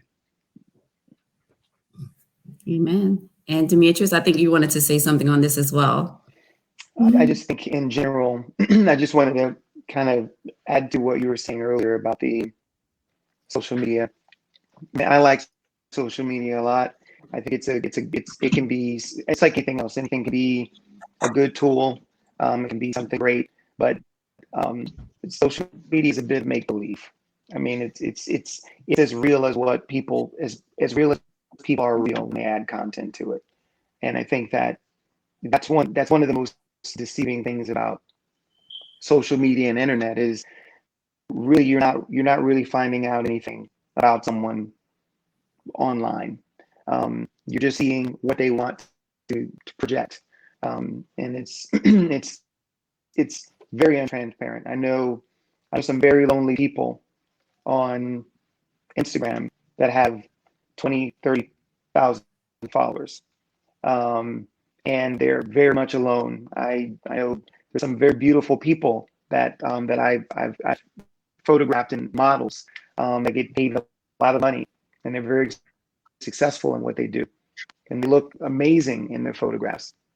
And they've told me that they're very lonely people, and they feel like an outcast in society, feel like they really can't talk to anyone, that someone looks at them from a surface level and they just want to be with them for their physical appearance. So that's a very that just you bringing that up kind of brings home one of the things of what everyone's been saying here is really getting to know the person. It's such a cliche term that we all say, want to get to know someone. You really have to put the work in to get to know them. As you say, ask questions. You got to ask a lot of questions, but you also have to be discerning and really look for what you value most and what's going to be there most long term. Yeah. Mhm. And I like that. The next question is, why don't men lead? What? I'm gonna start off with Josh. Why don't men lead? Well, I think that's definitely a very subjective question, because that doesn't include all men. But for men who don't lead, who choose or don't walk in that, I'll speak to them. But that's not every man. I just want to put that clear, put that out there. Like, there's a few things. So the first thing is going back to what I said is the foundation of everything: identity, having strong sense in knowing who you are. And a man in nature should have a leader in him. And it's not when I say lead, it's not you do everything I say to do, but he should not be scared to take the reins, make decisions for his family, on the behalf of his family, on behalf of their growth, betterment, protection, whatever it is. A man should be able to do that comfortably because it's in him. God has wired us to be like that. So he should have that already in him. And if he doesn't, then he might not be walking in his own truth. He might be having his own insecurities or fears, doubts. And not to say that just because he, doesn't have those qualities and he's walking in fear and insecurity, that he can't develop and he can't be in a relationship. He can. The woman should definitely be able to, if he is not necessarily strong in that area, she should be able to help encourage him and build him up, because I do feel like there's a work, he helps her as she helps him, and you guys both work together to get better. The second thing I would say is going back slightly to some of the stuff that we see in media and societal quote unquote norms with, women being like the strong woman and like, I don't need no man, independent, and, kind of having that, and that kind of will play in a sense where they don't allow the man to lead. So, this is a contrast to what I just mentioned previously, but, the woman herself just kind of being to the point where she won't allow the man to lead because she should not be led, because she's, a woman about her business. She has her own, she holds her own and needs nobody. And I do believe that there has to be a level of submission on both ends, not just one end, not just the woman submit to the man, but the man submitting to the woman as well. And she should provide the space for him to lead as he submits to God and submits to walking in love and protection and, bringing security to his family, having the desire to provide for them. She should feel secure in that space and allowing him to do that. And, obviously working together according to what God has deposited in each individual to bring to the table. I think, Josh, I totally agree, but I kind of believe a lot of the homes are broken homes, and a lot of the guys are being raised by single mothers. And that it plays a huge factor on why, because especially nowadays, if you look at the percentage of successful women, like you stated, there's a lot of independent women and a lot of women that goes to college, a lot of women that starting their businesses, and a lot of women that are, you know, successful. So it's like, it's I don't know if guys are intimidated by that, or it's like a lot of the guys are not, you know, doing what they're supposed to do as a man to lead that relationship, because they're probably like, okay, she's the breadwinner, or she's, you know, independent, or, you know, I was raised by a single mom. I seen my mom, you know, did everything. So I'm going to get with a female that's probably going to do everything for me. So it's like, I think a lot of, if you look at the statistics, I believe it's like half of the marriages are in divorce. So if you look at that, like a lot of homes are broken. So I think that's a number one factor why a lot of men don't lead, is because they're not being raised by a 2-parent family home. But Yeah, I know. I'm sorry. I'm sorry, go ahead. Well, growing up in a single mother home, I could definitely speak on that. And well, just to touch real quick. So, and it does, I feel like what you're saying, it does come back to identity. You know, if he's not secure in his identity, which means, you know, being groomed in that identity, how he grew up and stuff like that, then he would not necessarily walk in what it is that he may be supposed to be walking in. But, you know, growing up in a single mother home, you know, my father figure wasn't necessarily present. I didn't have a lot of male presence. To be honest, I grew up with 6 women as the only guy in a Haitian household. So, you know, 6 strong women.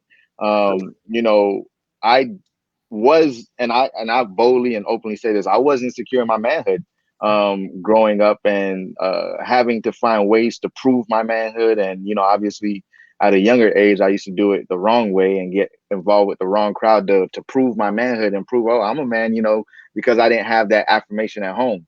And, you know, it took me obviously getting into a better environment where I was around healthy, strong men. Obviously, I developed a relationship with God, thank God, because that was unexpected. I didn't grow up in church or anything like that. So, you know, just building that relationship with God and him restoring my image of who I am and restoring my identity, putting me around other men who are healthy. And if a man, you know, I'll speak to the men. If a man doesn't have, you know, security in his manhood, or if he feels like he has to get better, I would encourage him to get around healthy men. And it's not, you know, learn how to build relationships with healthy men to develop that, those characteristics of what a man should be and a manhood. I found mine in the church, and being open and having to really let my guards down and true about where I was. And when I begin to start being true with where I was and who I was and my fears and insecurities with other men or other people, that allowed those things to kind of break, and it now allows that place for restoration for me to really truly walk in who I was. So a lot of broken homes do play a huge role in men not walking in that. But I don't feel like that can, you know, that's not the final say. There's ways for that to change. There's places and spaces where, you know, men can definitely become healthy men. Okay. I'm going to ask, I know we're running out of time, but I'm going to ask Claudel. Thank you, Josh. I'm going to ask Claudel, why do men cheat, and why are men afraid to commit? Basically. So I'm going to ask Claudel that question. Okay. Unfortunately, we had a previous question. I didn't have a chance to give my answer about it, but hopefully next time we talk about it. From a man perspective. I'm listening. Come on. Men cheat. Well, not all the men, but most men cheat because it's part of our nature. Really? Men, we are weak. We believe, I mean, the way we see women, every woman is a different type of food in our mind. Like every time we sleep with a female, for us is that, I'm not saying all of us, but it gives us power. We feel like complete every time we sleep with a different woman. I'm talking about most men. The cheating part in a man's life is just like, for us, it's normal. For us, most of majority of men, this is our strength. We are weak by seeing female shape. Female shapes, this is our weakness. We love beautiful women. We love sexy women. We let us buy the view, the like I said, the appearance, the beauty, the way we see a female. We don't really take time to get to know a female, to get intimate with her. All we have to do is just like look at her, and then the way her shape, the beauty, her face, and then we just like physical attraction. We had the physical attraction right away. So I do believe females are our weaknesses. We love females, most men. That's why sometimes a man always looking at like female booty, the way her shape. And I know so many men. Sometimes they can say, "Yo, man, yo, this chick is hot." It's not just in the black community, even also in the Latin community. Because I was living in Dominican Republic, where the Spanish guys, they are very hot, even though they have girlfriend. They always look around. So I mean, from my perspective, a man perspective, I do believe we cheat. Most men cheat because females, we are weak by them, and we don't care if about a female personality, integrity. All we care about most of the time is her look, her beauty, and how we think we can imagine she can wind us out, like on the bed, how she's looking good in the bed, what's her power on the bed. That's our focus. That's what I'm saying. Probably, most men are weak just by looking at the female beauty and physical attraction. That can lead us to be a cheater, but not all of us. Some of us have to come out of respect for our partners. Okay. And I'm going to ask you, Demetrius, is it worth finding a female that's worth giving up your cheating or your singleness? Like, that's a two-part question. Is a female worth that, of you being faithful to her? Ask the question Okay. again. I want to make sure I heard it right. Will you find a female worth being faithful, like giving up your cheating? Because per Claudel, most men cheat. So do you think a female, like if you find someone, would she be worth you giving up that cheating habit or that craving or that demon, basically? Yeah, I think if you make sure, I think if it's hard for me to think about it in terms of gender, because I know that men and women have that tendency to cheat, especially more now today than it used to be. I think as long as it's the right person, if it's the right person, and what I was saying earlier, and I think what we were also saying earlier, I would highly recommend waiting until you feel like, okay, I have weighed my options. I've found the person. This person has all these characteristics that I'm interested in. This person loves me passionately, unconditionally. They have the agape love, sacrificial love. They're willing to do everything for me, and I'm willing to do everything for them. There's compatibility and all this other stuff. To me, you become convinced that why would I need someone else?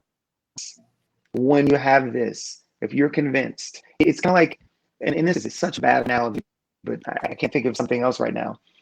You're going into a grocery store, and you're gonna make a purchase, and there's something specific that you're looking for, and there's 100 of them, and you have to choose which one based on certain parameters, and you walk away, you chose one, and you leave because you've taken the time to invest in making sure that this person is the right one. And now when you go home, I can't imagine the person eating this product that they purchase, that they devote all the time. Clearly, they probably have invested enough to know what the flavor is like. And then suddenly start thinking, I probably should have gone and picked the other thing. I think it's the same thing I was saying a little bit earlier. It's all about, I don't think that, I think people cheat just to jump in that side because they're not fully convinced that they have the person that, again, sorry to keep saying this, but I feel who God intended for them to have. They're not fully convinced. So they're unsure, or they're I mean, again, I know this isn't church, but the existence of temptation. I mean, I'll use that term because that's a universal term.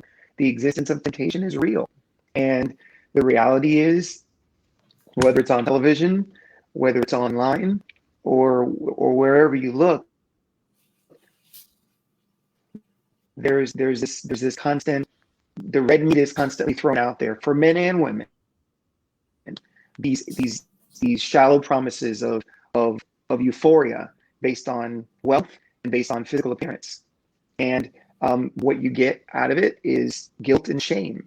I mean, even people who before they were married were in relationships and they were looking at somebody else. I don't know how everyone feels, but for me, I like this girl here, and I got this girl over here. There's a bit of guilt and shame when you get busted because it's not supposed to be like that. So for me, it's really devoting that time to really finding out who that person is, and if it's a lifelong search, then I think it's worth taking the time to do that. I don't know if I answered your question or not, but that's kind of my thinking on it. You did. And Martine actually made a statement. It's called discipline and self-control. You can't have the whole buffet, laugh out loud. Some people just not ready for commitment. I think falling in love with God first makes a huge difference. No one is perfect, but best to stay single if you're going to sleep with every person you're attracted to or who wants you. I totally agree. And this is kind of, and this is one of the things that I wanted to have this live because I truly believe, like, you know, females are from Venus and men are from Mars. And you guys think with the below head versus the top head. So it's like Claudette was saying, you guys are weak in some ways. With us, like, we were taught from the very beginning, like to basically, you know, play with dolls, to raise a home, be faithful, this and that. Like if a female goes to somewhere like to the salon and they're saying that, hey, you know what, I'm in a relationship, everyone's happy for them, or I'm going to get married, everyone's happy for them and stuff like that. But if a guy was to go to like a barber shop and they say, hey, I'm in a relationship or I'm about to get married, you guys may get the side eye, or you guys be like, what are you doing? And stuff like that. So it's like, I totally agree with that. Like, but it is, you have to have that self-control to be able to not only deal with your own internal demons, but also the pressure that's outside that's telling you to, you know, hey, here's a girl that wants to talk to you, or here's someone on social media, or here's, you know, whatever. Like it's that self-discipline and that control. Let me just add something quick, please, if you mind. I do believe in life, it's all about the level you reach. Mm-hmm. I'm gonna give my example. I used to be the guy where sometimes I have 3 girlfriends at the same time because that was part of my life. How could you do 3 girls at the same time? You used to have, because this is I'm just saying the truth. So of course, because that's the stage of our life. When we are young, we want to have experiences. We just want to explore things. There's going to be another level where you reach, you kind of, you know, become more mature. You realize you don't want to waste your energy anymore. You want to be committed to someone. So, I mean, it's all about the level you reach. It's all about your change. It's all about your mindset. Maturity. When people cheat, that's the moment, that's the stage at the time. When people choose to change their life, that's another stage of being responsible, being mature, commitment. So I do believe one thing about relationship right now is the moment we find the right person that's complete us, we don't have no other interest on seeing other people. That's my stage right now. You know what I'm saying? That's my level right now. But at first, when I used to have 3 girlfriends, it wasn't a big deal for me because I want to have an experience. I want to see how it looks. I want to see how it tastes. But after those experiences, I said, probably, whoa, okay, that was a time.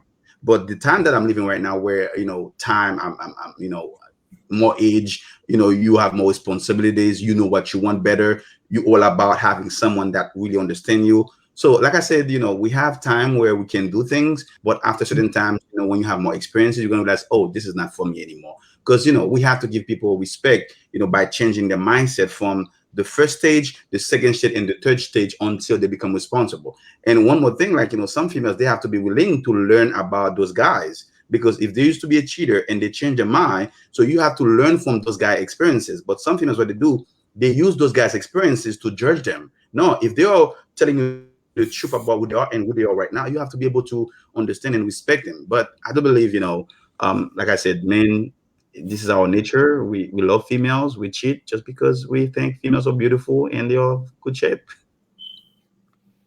Can I chime? I know Sure. we have time, but Yes. so I just want to speak on I don't believe cheating is in a man's nature, but I do believe men are very sexual. And we're natural pursuers. Like we're gonna pursue. That's just because how we are. And I do believe that. And I'll say this because women. I'll say it from a man's perspective. Men can have sex with a woman and not have any emotional or intimate desire to be with her.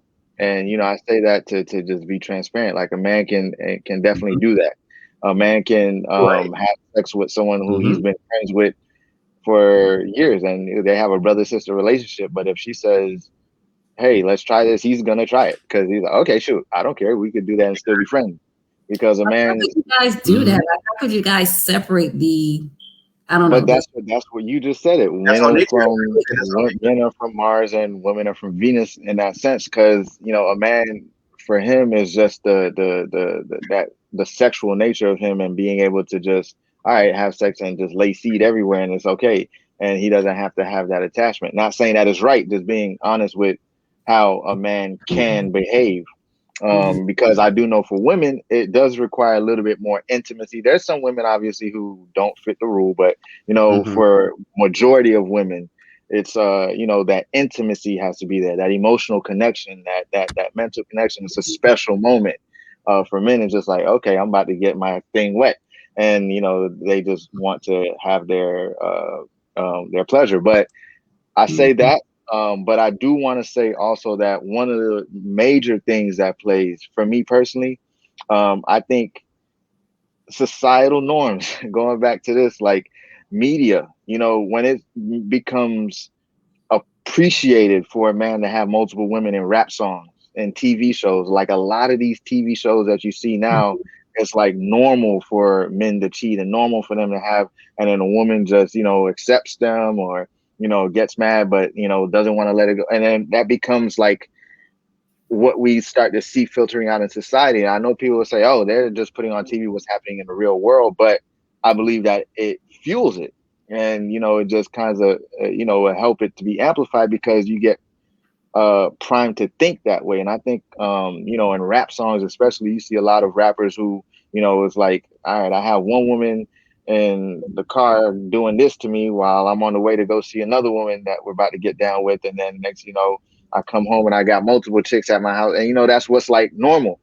And I feel like, until I had got in a different environment, I didn't realize that that's what was being normalized. And, friendships, if and I'm gonna be honest to the men, if you are hanging out with dudes who it's normal to do that with, just like, having different girls and going out and just talking to a bunch of different girls and they accept that, it's gonna be hard for you to change your ways and to be committed because it's I've been in that place in the space where, when I begin to start changing my way of thinking and my behavior, still hanging around with the old crowd, it's like, hey Jay, we got these girls, you just get this one, or oh, we about to go meet these girls in the hotel, and you got one, you could choose which one you want. I had to, a man is weak, like Claude said, but you got if you're weak.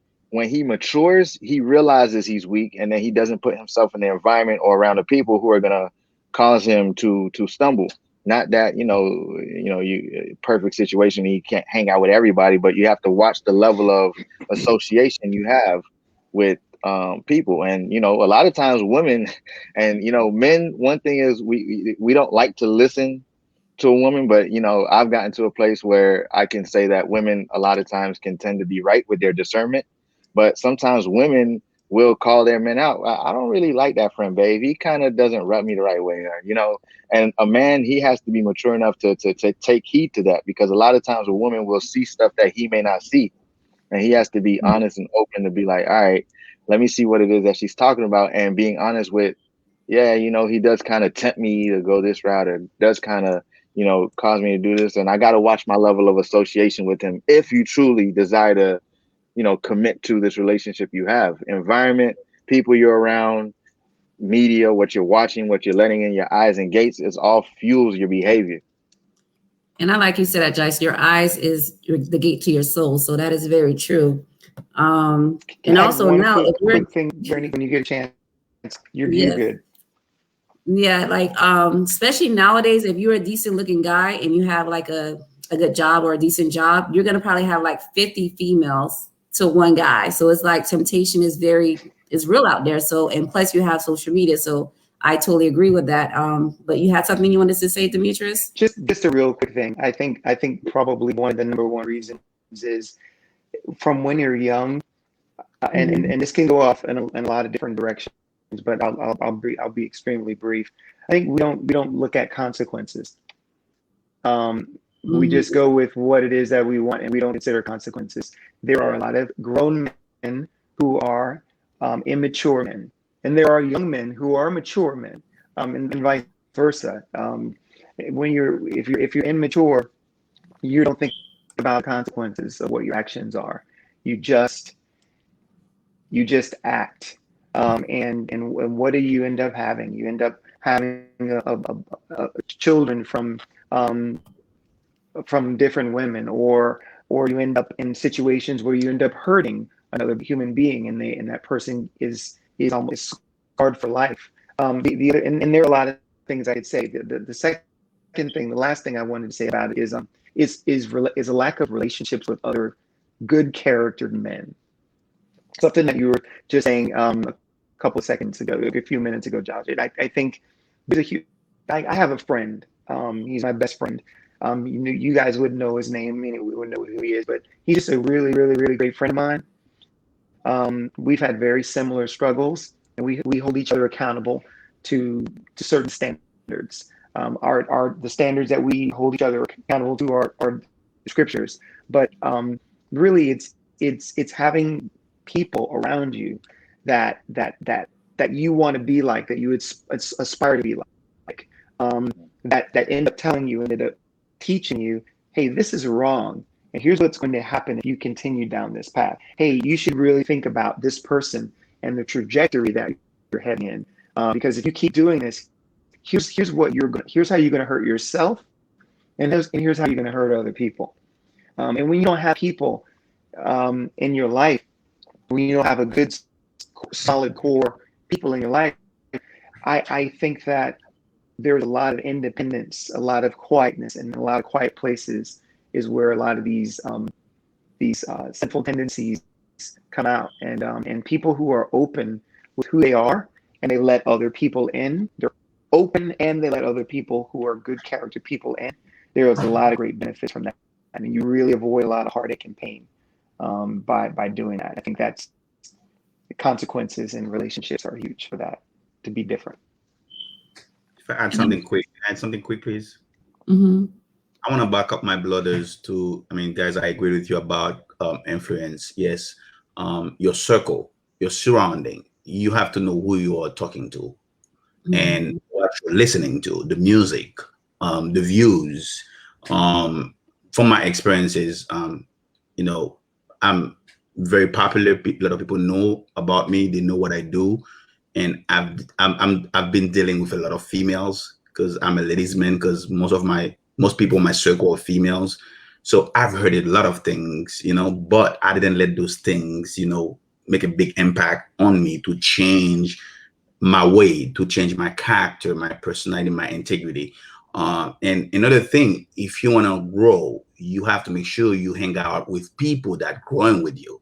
If you want to change, you have to make sure you have to deal with people, talk to people that have the same mindset like you.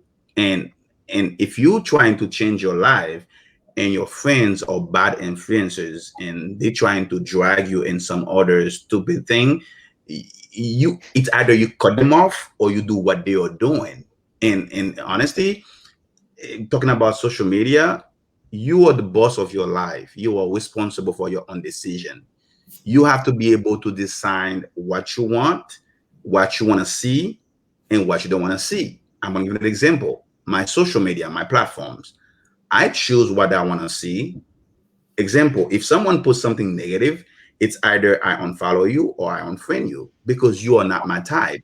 So if you really, really want to improve yourself, you want to change your life, you have to put yourself with people that on the same path with you, people that are gonna help you grow. But if you still hang out with those who don't care about your character, your personality, but all they are telling you, hey, yo, what you're doing is not right. Yo, come with me, come do this with me. Yo, come, just have so many females, let's do this, let's do that. No, you have to learn how to take decision that work for you, for yourself, for your future.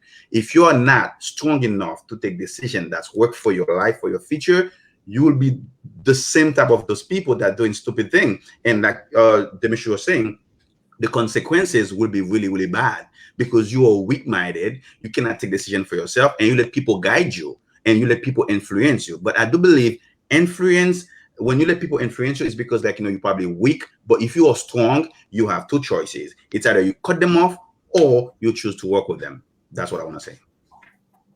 Thank you. Another question that I have, thank you, Claudel, is why aren't men straightforward if they're unhappy, or why they don't communicate about their unhappiness instead of cheating? Why they don't just go straight for and tell the female that, you know what, I'm unhappy. This is the reason why I'm unhappy. This is a big question. This is a lot to talk about. Can I start? Claudel, you can start. Yes. This is a really big question. Sometimes men do this. Sometimes some men, they have good intention, but it's all about the type of partner they have. Sometimes they might have a partner where they cannot communicate with her, where she's not willing to understand him, where she's not paying attention to his situation, where she's not willing to meet him halfway. Some females are very bossy. Some females are very, very controlling. The type of men like me, when communication is not there, I gotta completely shut down. I don't talk.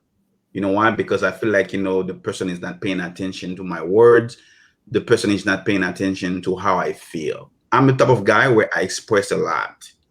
But if a female or my partner is not willing to listen to me, pay attention to my concern, it's going to be very hard for me to talk, especially if I talk about the thing over and over and I don't feel like my partner is really care, if she's not paying attention.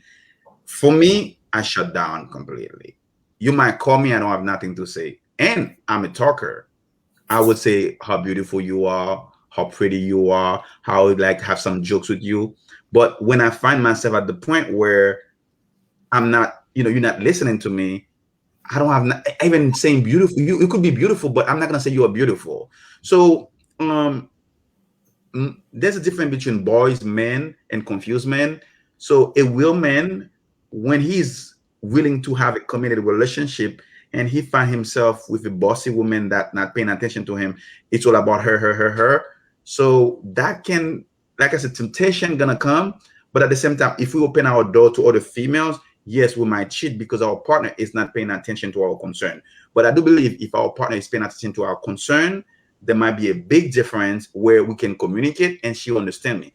But if she's not understanding me, for my own experiences, that would be that there would be a possibility for me to go around and sleep with another female if I'm not getting exactly what I want. But the reason why I will do it, if after I talk so many times, I keep expressing myself, she refuses to pay attention to me, she refuses to listen to me, I'm gonna find myself at a point where, you know what, I would say I don't care anymore. Let me just be me because I'm tired. But at a point, I would just want to wait. This is me. Okay. Thank you. And then, Josh, I want to ask you this question. What is a self-care activity that you would do after a breakup? After a breakup. So, or do you just jump right into another relationship? Oh no, you shouldn't, because you're gonna set yourself up for failure. Just to be honest, I think a few things. One thing, obviously, you definitely want to make sure that you are honest with yourself about the relationship that you were just in. Really, really, really taking it in and looking at yourself introspectively, like understanding, where you were, what was going on, the reasons for breaking up. Because if you take a step back, and it's sometimes hard to see from your perspective, which is why I think healthy mentorship, healthy counsel is good. But taking a step back from the outside looking in, you can kind of see areas for growth. I try not to focus on what the other person did wrong and they did this and they did that, because, you know, at the end of the day, a lot of times when God deals with people, he deals with them and with what they have to do. And one thing that someone wise once said, they said, don't focus on proving it right, just focus on doing right. And I think sometimes you have to look back at what your actions, what your behaviors, what you could have worked on, and then accepting the where you know what happened. You know what I mean? Because sometimes we can have a breakup and you're just going over like, oh, I should have did that. But you know what's meant to be is gonna be. And you know, if the other person did something that maybe was not good, you know, you can't start blaming yourself for that. You have to be honest with, you know, what happened. And then as you begin to grow and your self-development, you want to focus on that. Focus on growing your self-development, focus on the plans that you're working on, your goals, because like I said, you individually have to have purpose outside of a relationship. And as you focus on that, you know, not rushing into another relationship or, you know, back on the hunt, you know, just focusing on, you know, doing what it is I was put on this earth to do, growing in self, walking in love, being a light to other people, and then allowing yourself to organically and healthy have develop a healthy relationship with, you know, the person that you are meant to be with. Okay, thank you. And Demetrius, this question's for you. Why are men held accountable, and what can we do for the younger generations to help them to be held accountable, to be leaders and non-cheaters and stuff like that? I'm sorry, the first part of it kind of broke up. The first part of the question I didn't hear. Can you just say the whole thing over for me? Sorry. Why are men held accountable, and what are some of the things that we can do for the younger generations to help them to be leaders and to be non-cheaters? Because I know you're a Christian, so what are some of the things that we can say to some of the younger kids? And you said, why aren't they held accountable? Yes, why aren't they held accountable? Well, I'm gonna jump on Josh. It's the cultural norms. I think that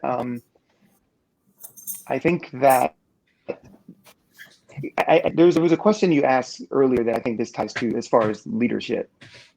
Mm-hmm. I mean, from and it goes right back to it. Why aren't men held accountable? Because they don't open themselves up for accountability. They're not humble. They've got a lot of pride. And we're I don't want to blame people that raise us, but the society kind of raises men to be, you know, independent and proud and to not show weakness and all those other things. Well, as was said earlier, if you got a lot of weakness, if men are in fact weak, and I think human beings are weak in general, I think we are. But if men are weak and we hide our weaknesses, how are they ever going to get strong? You don't want accountability if you think you've got it going on, because you don't need anybody. But if you're insecure, also, you don't want anybody to see your weaknesses, so you're also not going to get help. You see what I mean? Like, so for me, I think the key is having humility, you know, and understanding that's your strength. It's a wisdom to lower yourself to learn from someone else. It's a blessing for someone to communicate some wisdom to you that's something that you can actually use.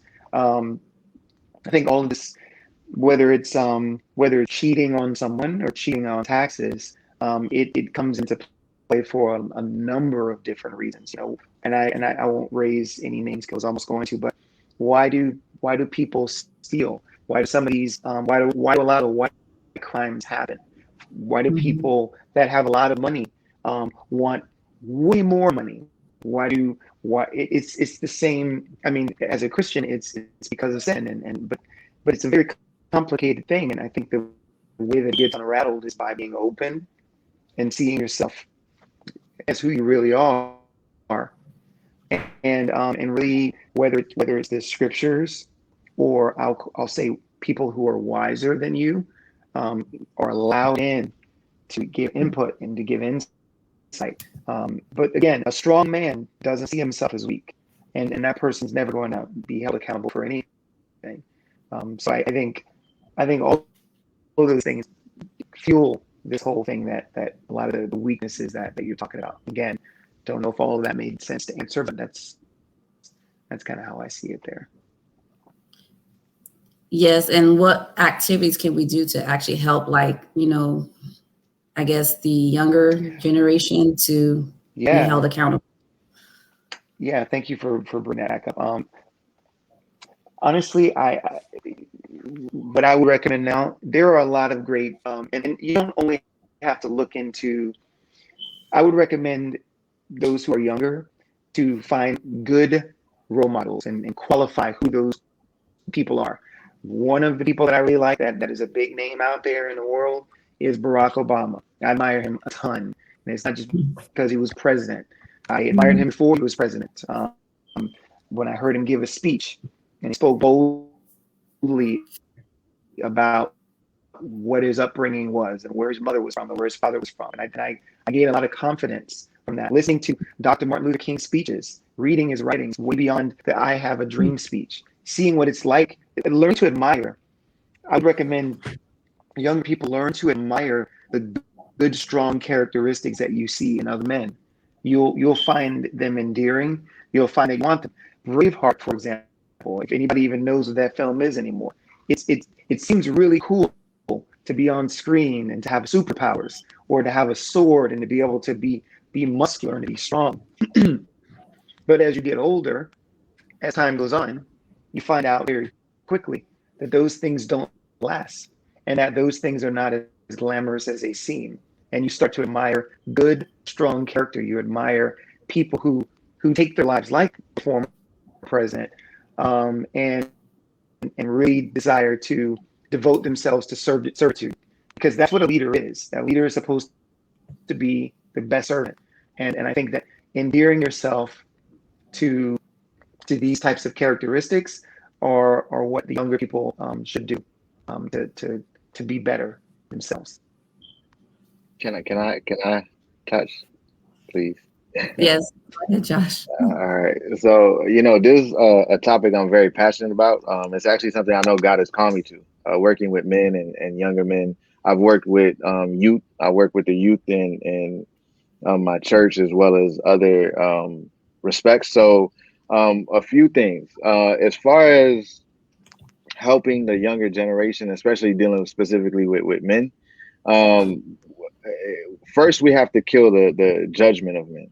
Because I do believe that there's a strong societal judgment of men that causes them to be put in certain categories that may not necessarily be true, because we base things on what we see. So, men are cheaters, or men are this, or men are that. And then, not that, we may not be experiencing those things, but if we don't start to change the narrative, we won't see a change. You know what I mean? And I think that a lot of times younger people, they may be put in categories. Like me, I will not judge a younger person. If I see a young dude, who, may have his pants sagging, talk a certain way, doing drugs, hang out with the wrong friends, stealing, robbing, I'm not going to automatically put him in a category. I see him as a human.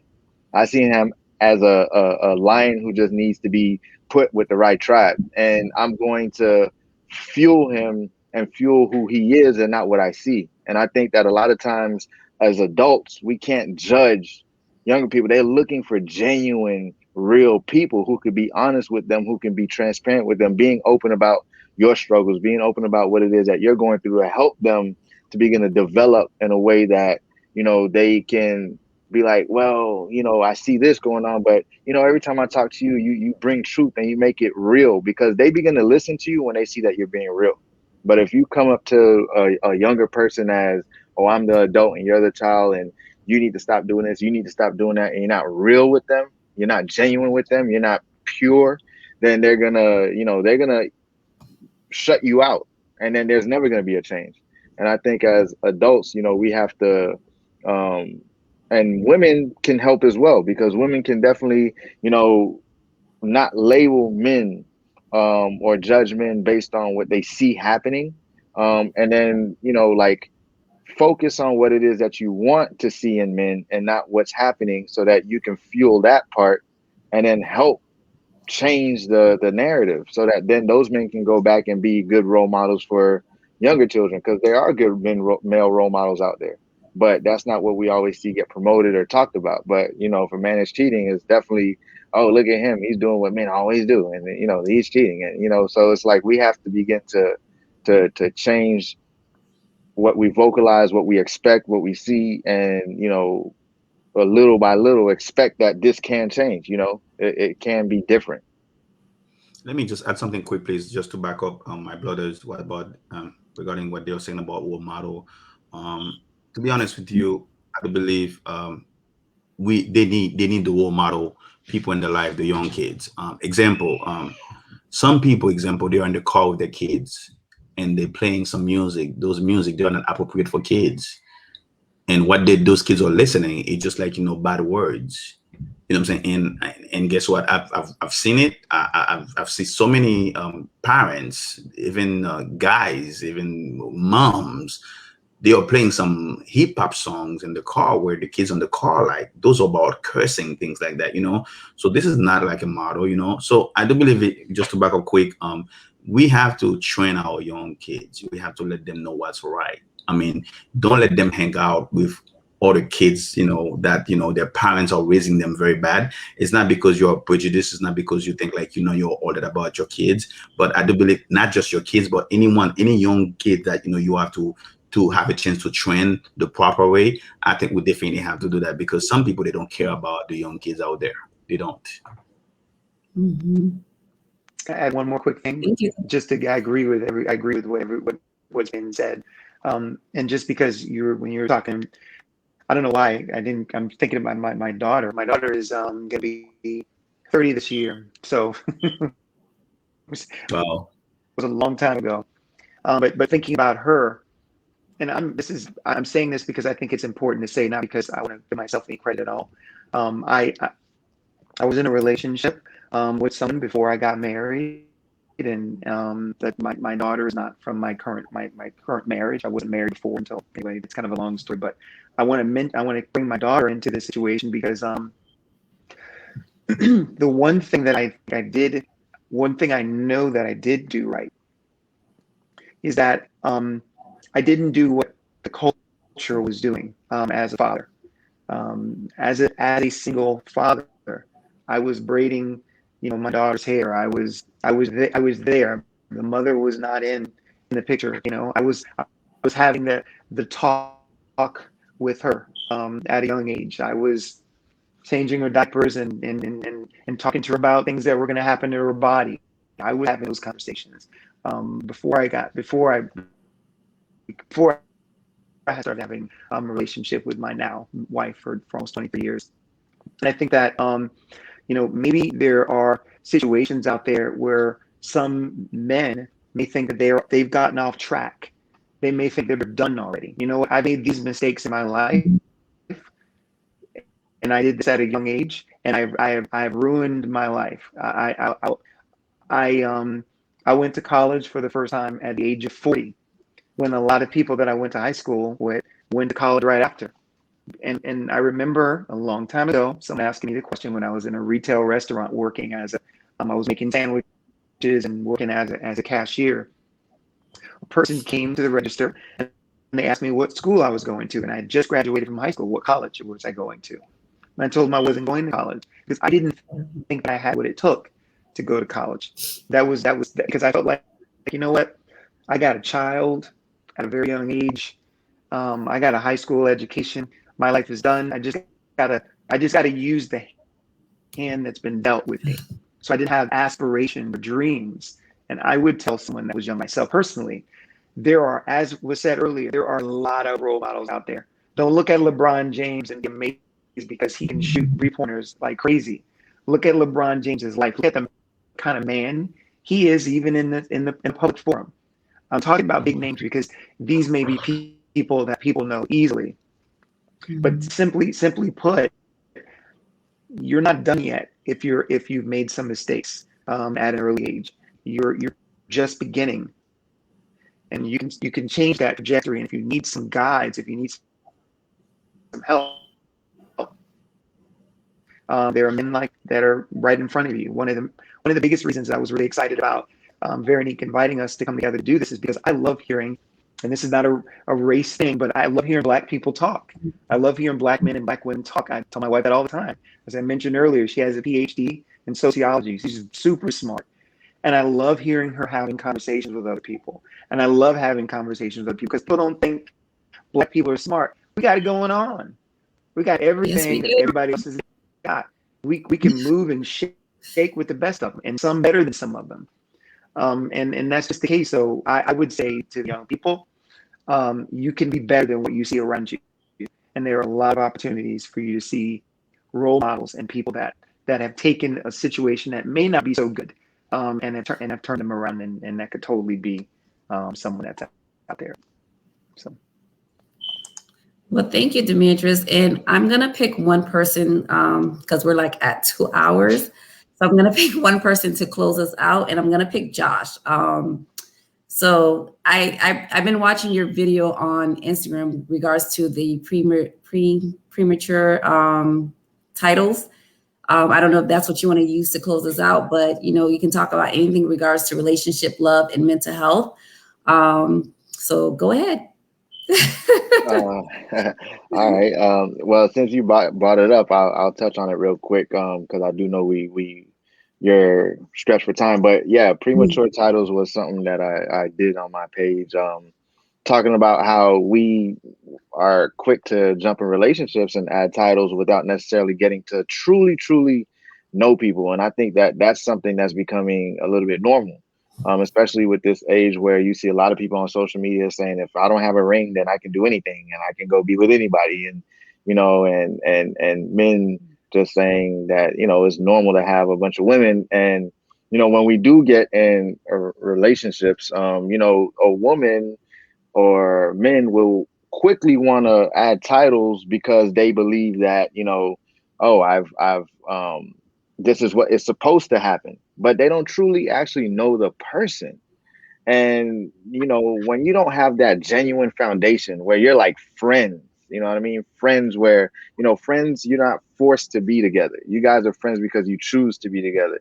And, if your friend does something that you may not like, you guys may hash it out, talk about it. But at the end of the day, that that's your friend and you're not going anywhere. But sometimes we'll add titles.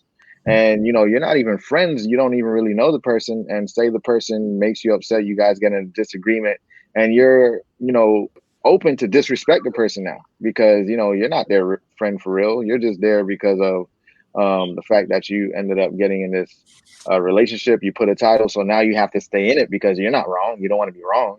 This is the person that you chose. You added a title. So you have to live up to this title, but there's no foundation. And I think that, it's time for us to start having healthy relationships and not listen to what's being normalized. Like, forget because I look all over social media and see it. Oh, relationships these days are trash. And, like, if that's what you expect, that's what you're going to get. If that's what you expect, that's what you're going to get. And you have to determine that I am healthy. I'm a healthy person. I am growing. I'm working towards something, and I'm going to meet someone who's doing the same thing, regardless of what everyone is saying. It could be 500 million people. If I know that this is what God has planned for me, I'm gonna stick with what He has planned for me because that's what's normal. That's what's, should be expected, as opposed to what you're seeing in society and what you're seeing other people, not running to rush into a relationship and add titles because that's what everyone's doing, but really truly being content with who you are, where you're at, and, allowing yourself to organically build healthy relationships and, just growing self. That's one thing that I'll say, growing yourself, growing your purpose, and, be active with what it is that you're doing. Because I believe as people begin to pursue their purpose and walk in their identity, that's what allows you to connect with the right people. And I don't want to get, I'm not a religious person, but I very much believe. And it said Adam was working. God gave him work. He was naming the animals, doing what God told him to do. And then next, he woke up and he's like, whoa, woman, like, it's like in the process of doing what it is that God called him to do, that's when she came. And I believe that, as people begin to just organically do what God is calling them to do, He will organically allow them to connect with who it is that they're meant to be with. So I'll just leave it at that. I don't want to, go too long. Thank you. And I just want to thank everyone for joining us tonight. I hope they were able to answer all your questions so we can have some healthy relationship moving forward. So guys, if you guys can just, tell them where they can follow you guys at on social media. Let's start with Claudel, give your social media pages, how they can follow you, and, go ahead. Well, I mean, thank you so much, Veronique, for inviting me. That was a wonderful, wonderful moment. I enjoy every second of it, especially Demetrius and Josh. Nice to meet you guys. I've never heard of you before, but tonight I've learned a lot, from my brothers.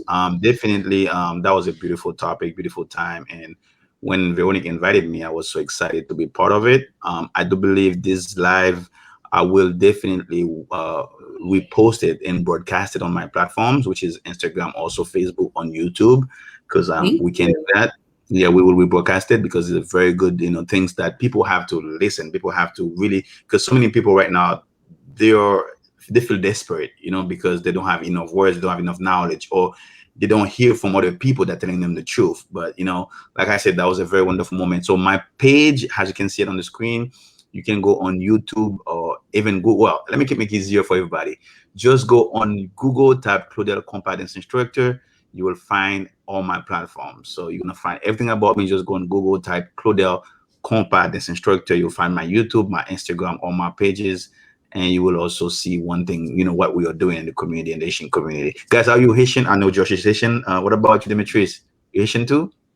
African American, yeah. Oh, African American. Oh, man, nice to meet you. That I know of.